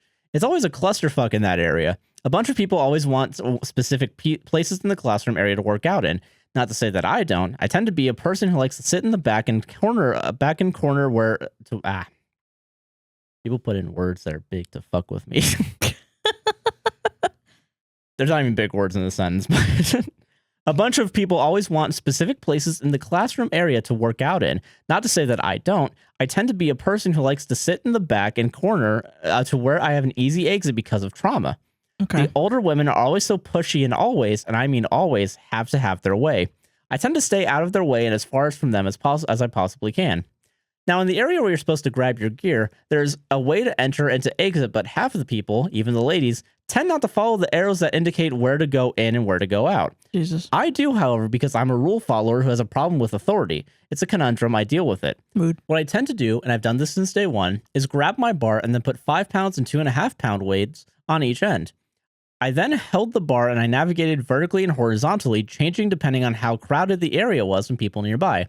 When I leave the exit area, I tend to always make sure that I have it out vertically from me so people can see it. And I like to say that I'm pretty reactive and aware person to where if someone is not paying attention or going in too fast, I make sure that my bar doesn't hit anybody. I also used to work in the service industry when I was in college, so I tend to yell corner when I'm coming around. I fucking feel that. Yeah. And people always give me weird looks, and that just indicates me that they're not in the service industry. And people who are in the service industry understand what I mean by that. Yeah. Yeah, we used to fucking You still do that. I still do it, yeah. Coming around corner. If you have something you say sharp or hot. Yeah. Yeah. Hot plate. I saw one today where a guy was holding a gallon of milk and he was running around and he kept going like corner, hot, hot, hot. Yeah. And then somebody goes, wait, why is the milk hot? And then he was like, he stopped and looked at her. And then she goes, why is the milk hot? That's when I would say sharp. Sharp. Sharp. Sharp milk. And he ran. Yeah. It was funny. God. This particular day, I was actually listening to your guys' podcast, so I had one headphone in and one headphone out. I'm hard of hearing in one ear, so I kept the headphone in the hard of hearing ear. Right. Like I said before, it was a clusterfuck, more people going in the wrong direction and now going in the cohesive direction that would make things more efficient, but what the fuck do I know? I didn't hit anybody and I wasn't even close, yet one of the older women decided to say something to me. She was talking very low, but I knew that she was annoyed about something that I was doing. I replied back with, I'm sorry, indicating that I couldn't hear her, and then she proceeded to tell me, you shouldn't have your weights on your bar because you're more likely to hurt someone when you do that. You need to stop doing that. Put your weights on your bench like the rest of us. I think for me, it really annoyed me because she had such a smug look about her, and I was just honestly not in the mood for this. I then proceeded to tell her, okay, I will make sure that I don't hit anybody because I've been doing this for a while now. She seemed very upset that I responded this way, and I walked away and got the rest of my shit set up. Yeah. It really annoyed me, and I felt like I should have indicated to her that she was entering in the wrong way, and also I didn't come close to hitting anyone and to stop being a Karen. I wanted to say that, but I didn't. Right. So after that long-ass story for an incident that took less than 30 seconds, am I the asshole? No. Wanted to give y'all a story that wasn't about problematic age gaps or people being atrocious, because perhaps I was, however, knowing me, I could have responded much, much worse. Love y'all, and also Sarah, damn, you're fine, girl. Josh, you're handsome and lovely too. Oh. Also very introspective, which apparently put you in a conundrum earlier. XOXO. I don't know what the conundrum was. I don't remember. I'm too fucking awesome. No, I think that's the way to deal with white women. Yeah, I get it. Yeah. As a white woman myself, I try to check my, like, I don't know. I mean, I guess it's just like the culture, you know? Yeah, I get that. The shit is just like growing up where it's like, yeah, you're more entitled to just do whatever the fuck you want. And I think it's like if you get to be of an age, you can just do whatever you want. And it's just like, no, that's not true. No, yeah. And yeah, I will say too, like, I definitely get, like, and I'm willing to bet there's also a thing of, like, gym culture too. Oh, yeah. Like, I don't go to, like, the free weights area, even at the Planet Fitness. Yeah. It just seems fucking busy. You know, like, I don't, like, you know, like, fucking, it's just like, and I get, it's always a clusterfuck in that area, you know? So I'm like, all right, I'm going to stay away from it. But, like, when you have to go into it, like, and it sucks too when, like, half the people just don't follow the rules. And I also understand the dynamic of, like, I want to be a rebel, but also some rules are in place to protect us. Yeah, and I think especially if you're dealing with something that has to do with safety, you should do those things. Exactly. Like, and wear a hard hat. And, like, I totally understand, like, fucking, like, being hyper aware of, like, your surroundings, so, like, you're not hurting other people. Like, you're doing a lot of things that you know you're doing to, like, protect other people. And other people won't see that because, like, you know, only people look when, like, shit goes wrong. You know what I mean? Especially if they're the type of person to like analyze stuff to be like, who's fucking up? Who can I go and tell off? You know, it's more about them than it is about you, really. Yeah, exactly. Most of the time. Yeah, I fucking had a guy call me condescending over the phone this last week that really fucked me up because he wasn't listening to what I was saying. And I was like, it was like 13 minutes of a phone call. And I was just like, bro, do you want to do this order or not? And he goes, well, you don't have to be condescending. And it just felt like he was just waiting to call me a name. Yeah. You know? And that's how I think a lot of people that just have miserable lives just are. They're just like looking for people that they can talk shit about. Yeah, and like look down upon to make themselves feel better because they're shitty people. They're You could follow all the rules. And people still find anything to like to just yell at you about, knock you down a few pegs. Yeah, it sucks. Like I'm sure that lady probably like told her friends like, I'm gonna go say something. Yeah, right. Yeah, and it's because her husband doesn't fuck her or something. I don't know. It could be that she saw a minority at the grocery store and made her enraged. Back in my day, we had separate but equal. Like, I don't know. Yeah, like, it's fucked up, man. Like, I don't know. I get it as a young person. Yeah. Like, I'm like 7 years younger than 30. Yeah. Like, I don't know. I definitely look at older people and I'm like, annoying. Come on. Annoying. Most people. I mean, yeah, most people in general. I don't know. I think I get the idea of like, you don't I want to do be vibe ageist. with younger people more. Sometimes, yeah. TBH. I feel like I vibe with older people mostly, but it's weird. Well, some older people. Like by that I mean like 2 years older than me. If you went outside in Florida, in Orlando right now, and you met an old person, do you think you'd vibe? I would know. I probably wouldn't. No. Right. Here it's young people. Yeah. Now when we move to Los Angeles, old people all the way. I mean, probably not even. I don't know. I don't know. I think like that's just the way to deal with old people. And I'd say that as someone who will do that forever. Is like, yeah, okay, grandpa. You know what I mean? Like, yeah, getting fucking swole. Yeah, just fucking. That's why you do that's why you get the gripper thing, so you have a stronger punch to like fucking end it. Yeah, end their life. Break all their fragile little bones. Please give us a green check mark, YouTube representative that's gonna watch this when this gets auto banned. We're not inciting violence against people that matter. But yeah, no, I don't think you're the asshole. I don't think you're the asshole. Yeah, I don't think so either. Solved it. That's our show. Yeah. Sarah. All right, you can follow me on Twitter if you really want to, I guess. Do it. That's so here in THATSOHEERON, and also on Instagram, TikTok, Tumblr as well. Nice. I'm Joshua Chilland on Twitter, a guy nicknamed JC on Twitch. I stream sometimes. Streaming RimWorld, I think. That's probably what I'm doing. Or I'm going to not stream anymore and just go down the TikTok to fucking YouTube commentary. Rabbit hole? Pipeline, yeah. Fuck it. Mood. Send me videos to react to. Yeah. At Twitter, at Joshua Chinland on Twitter. A podcast will save this on Instagram and Facebook. A podcast saves relationship on all podcasting platforms, like the one you're probably listening on right now. Yeah. We're on YouTube at APWSTR Productions. Patreon, Buy Me a Coffee, APWSTR. Like, comment, subscribe on YouTube. Hit the gosh darn bell as well. And rate us 5 stars on Spotify and Apple, baby. Yeah, please. Bring us above 4.8 on Spotify and 4.7, I think, on Apple. Yeah. Get us up to 4.6. That's lower. Don't do that. But yeah, thank you all. We appreciate it. Yeah. We appreciate all the support. Appreciate all you guys. Thank you all for being here. Thanks so much. And have a great rest of your time. Yeah, bye-bye. I love you.